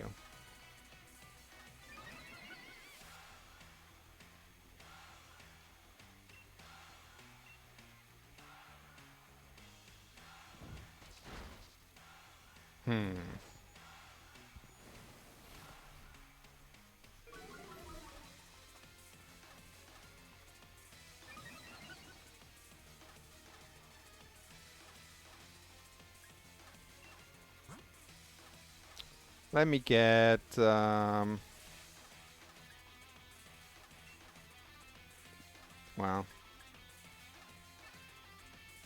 let's try and see if MTG player can do something here.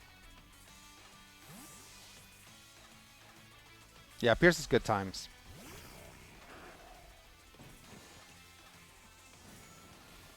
Eh. Oh, actually, Scrafty's a dark type. He's just gonna roll this Pokemon. That was a bad idea. We're back with tanking with Wheezing. His theming around Obstagoon also rules. Yeah.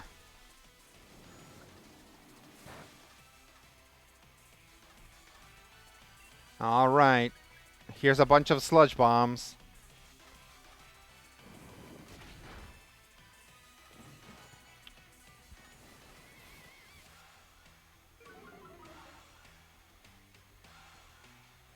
Skippy says, man, we're almost done with the game, badge-wise at least. There's still like 5 hours of yammering. Yeah, we still have to go through like the end game and then like the other end game, right? At the end of the game, you kind of do the thing, and then afterwards you deal with like Zacian and Samacenta. So there's still a little while to go. Though a little bit Lycanroc in Midnight form too. Sure, yeah.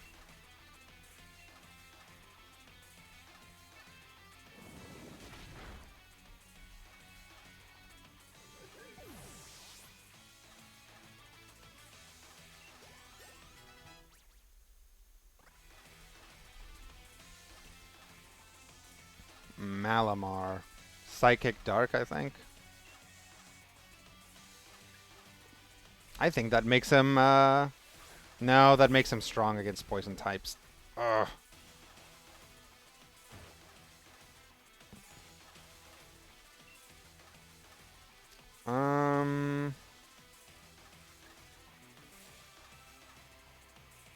Let's poison him. Psycho Cut. Yep. Super effective. I don't think I brought anybody who... oh, no. Actually, I did. Power Nap should be good against them. Let's self-destruct, because why not, right?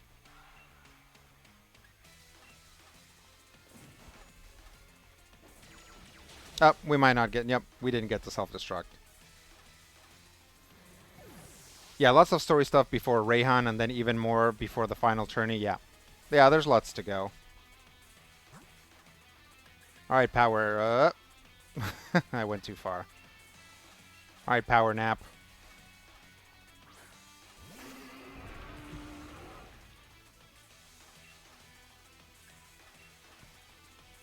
Bug Bite.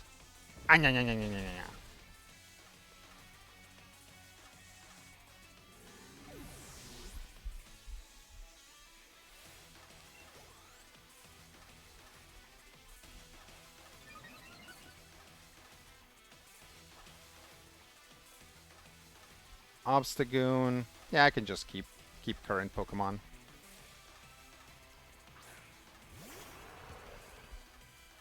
Can you believe? Time to meet another member of my crew. Face the proud high roar of my Obstagoon. Can you believe that this this actually is Toxapex from this generation, or is it from the previous generation? That's from the previous generation, right? I was gonna say, can you believe that this generation introduced two Pokemon with like barrier powers? Clink.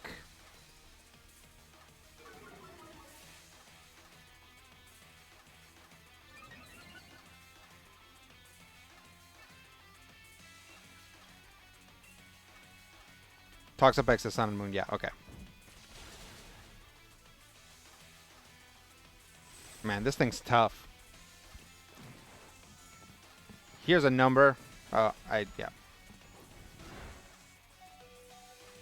Oh, snap.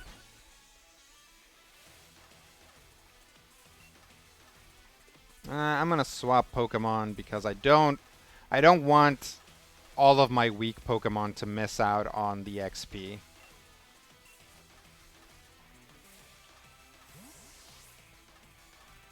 Chespin's final form also had a guard move. Oh, okay.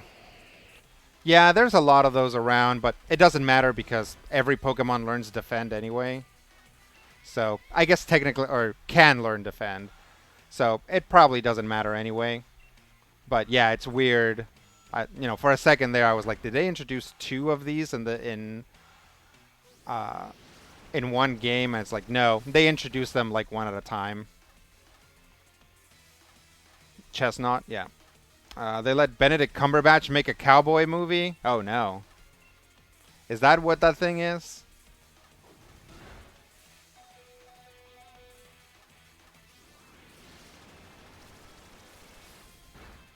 Yes.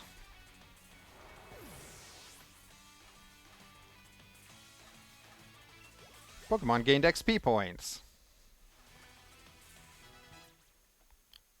Peppers. MTG player. Power nap. Crud Papers got 0 XP because it died. Oh man. Dark Poison. Yep, we'll just keep current.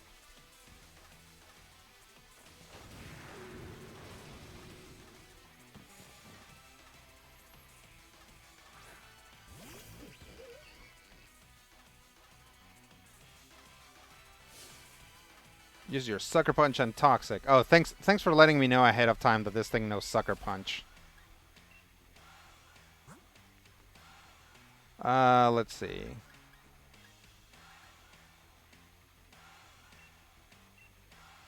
I'm just gonna use a potion. This should get us through. It does mean Sun and Moon did that twice, though. Oh, yeah. I guess, yeah, you're right. Is that the movie Sam Elliott had a fit over? I don't know. Let's... What's Water Pulse? 160. Let's do a Dragon Pulse.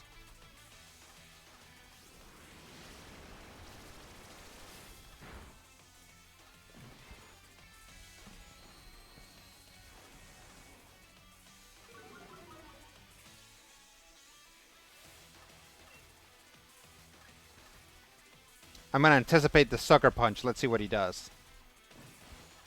Ha! Check that out.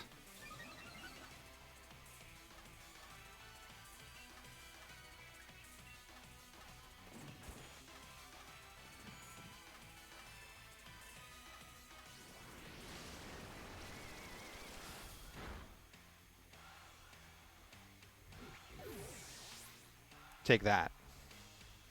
Woo!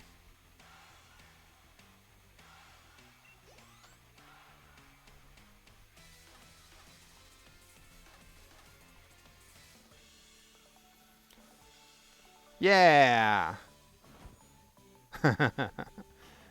Me and my team gave it our best. Let's meet up for battle again sometime.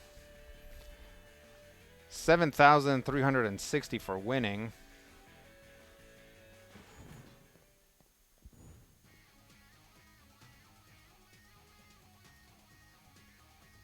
I'm glad we were able to battle. Seems like my Pokemon feel the same way.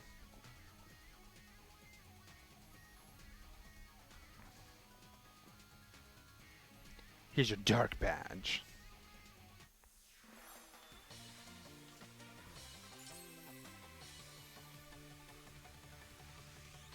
One badge to go. Let's go. You can now catch Pokemon up to level 55. Here's a uniform too. The dark type uniform is cool. I've actually been thinking about just selling them at my concerts. Melo says Marnie's gonna challenge me next, I bet. Marnie's... Oh, that was actually kind of sweet. So you were watching, sis. You won't learn anything from seeing me lose. I was watching your battle, bro. That's how I learned to battle and all that. Aw. That's right. That reminds me, Marnie. There's something I wanted to tell you. I wanted to take over the gym here in Spikemuth as its gym leader. Yeah, I know. You'd plan to retire after the Champion Cup, right? I think you've really become a great gym leader, even if you don't Dynamax your Pokemon. I love you, but my answer is a big fat no. I mean, when I end up becoming champion, I won't be able to be a gym leader. Good point. In that case, let your big bro see if you have the skill to be a champion. Hey Petunia, thanks for having an amazing Pokemon battle with my brother. It's my turn next, so clear off for a bit, okay?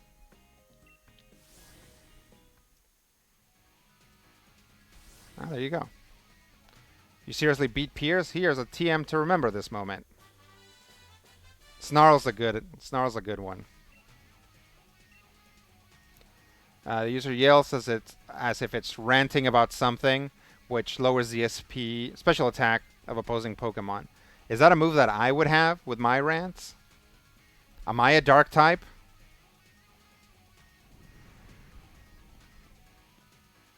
Hey, there's some trouble over on Route 9. It's so bad even the champions come to sort things out.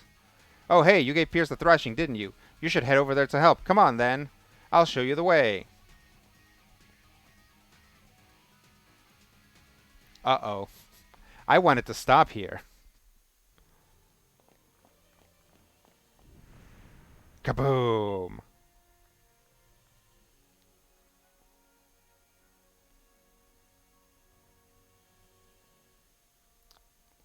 Let's see. Starter signature moves get distributed one generation later. That's true. Just like trading card game rate staple reprints. Spiky Shield was given to, like, Cacturn, I think. That's cool.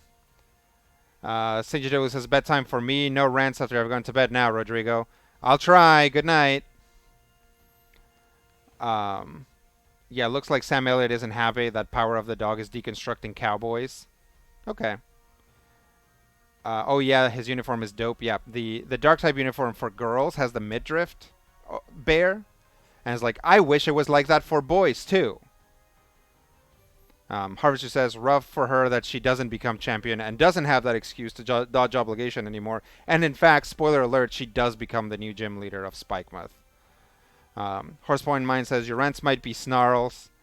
I find that I'm quite incapable of shooting lightning bolts or doing psychic attacks after hearing you rant. Well, that makes sense. Harvester says, I don't know if you would be a dark type, Rodrigo, but you would for sure naturally learn some dark type level up moves. Okay. Alright, let's see what's going on here. Petunia! Thanks for coming, but I've got a handle on this. Whatever's making that noise, I'll see to it. I already told you, didn't I? Keep your eye on the goal. And for you, that's winning the gym challenge. Again, just Game Freak just totally being like, F you, the internet. You know how you're always saying, ooh, look at Pokemon. They have small children solving big problems. It's like, this game is like, no. No. You don't get to be involved in the plot until it finally comes over and tries to kill you. Before then, all the adults are going to try to protect you from it. This is your fault, the internet. The only gym badge left is the one you'll get from the Dragon Gym's leader, Rayhan, right? Rayhan is the only trainer out there I consider a real rival. He's that good, you know. And there I go again. Sorry, but I suppose this is no time for me to be stopping for a chat. There's a bit of trouble here with my name on it. But don't worry about a thing. The unbeatable champion is here to look after things and keep you all safe. Kaboom. Well, go do it. Came from the tunnel, wouldn't you say? Seems I'm about to have a champion time. Okay, let's save. We'll just leave it there for now. Yeah, exactly. Let you just finish up your T-ball game and let the adults worry about this stuff. Okay. Let me go ahead and save again, because gotta save compulsively.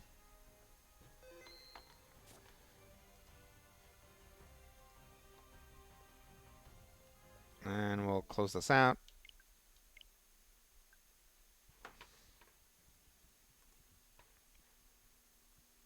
Uh,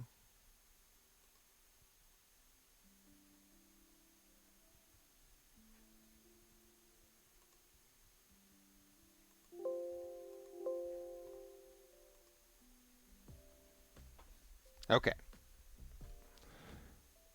Up. I bet we lost captions again. Here we go.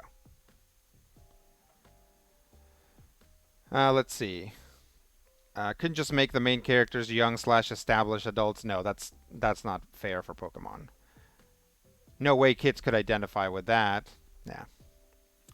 Skippy says, I wonder if the lack of Dynamax battles to save the town is a budget thing, plot thing, or a cut content thing. I think it's definitely a like a budget thing. I think they just did not have, or it's a time thing. They just do not have the time. They did not have the time to finish this game. This game came out underbaked in a lot of ways, right? So it's like, yep, they ran out of time. They ran out of time. They just ran out of man hours, right? So it's like they just had to cut a bunch of stuff, I bet. And I think that's what happened. But Louis says, I think in Arceus your character is actually 16. Yeah, I think they specifically said that you're 16. Still young, but at least a little older, yeah. Harvester says, that's true, Balui. It's progress, and I feel like even that is them dragging their heels. Arceus has a pretty funny moment where it's like, how old are you? 16? Well, that's plenty old enough to like have a job and go out into the wilds. And it's like, yeah, because it's like the past, right? We have this joke about like kids going to work at like 12. It's like, ha ha ha ha ha. It's like, well, no, that's terrible. But that is how things used to be. So, um, all right. Well, I think it was a pretty good stream today. Had a good time. Kind of jumped in and finished the Spikemuth gym, which was not really part of the plan. I forgot how it worked. I forgot that the moment you go into Spikemuth, it's like you're in the gym challenge. So yeah, that's pretty good. Um, I hope you guys had a good time. Don't forget, you can go to the YouTube channel, which is this. Um, and you can check out um, clips from the stream. So the clips come out usually once a week. So there's a big backlog right now, but they're coming. So check it out once a week, and you'll see some new videos. Um, 16 is the age of conscription in feudal Pokemon confirmed. Yeah, absolutely. Yeah. Um, we made story progress. Yeah, this was a big story progress one. We got through Route 9 really fast. I was really expecting that to take a lot longer.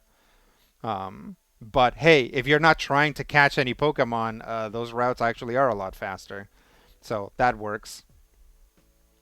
But Louis says, since my character I make is black, I kept thinking sending a black person back in history is a big no-no. It depends of the point in history, right? And the region. It's like if you're American, you might think, oh well, black people have. Oh, it's always been terrible.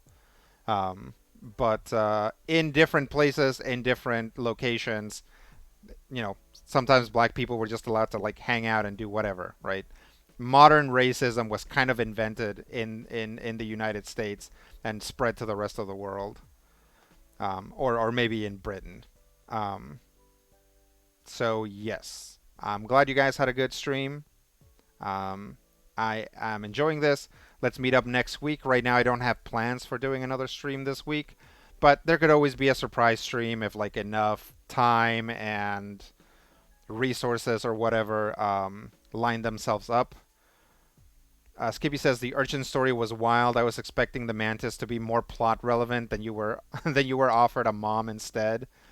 Yep, that was strange. It's a good story because I think like you don't see it coming. I think now that I think of it, it might become like, or you might think is like, yeah, and then the kid didn't want to give me the cards or whatever, right? Um, but yeah, it's an unexpected story because I also like nobody was expecting it. Even me, as I lived it, I was not expecting that to happen. Um, Harvester says neoliberal time travel stories. Yeah. Um, so yeah, good times. Thanks, guys, and I will see you next week. Unless you listen to major spoilers, then you're probably gonna hear my stupid voice multiple times a week. But I'll catch you guys later.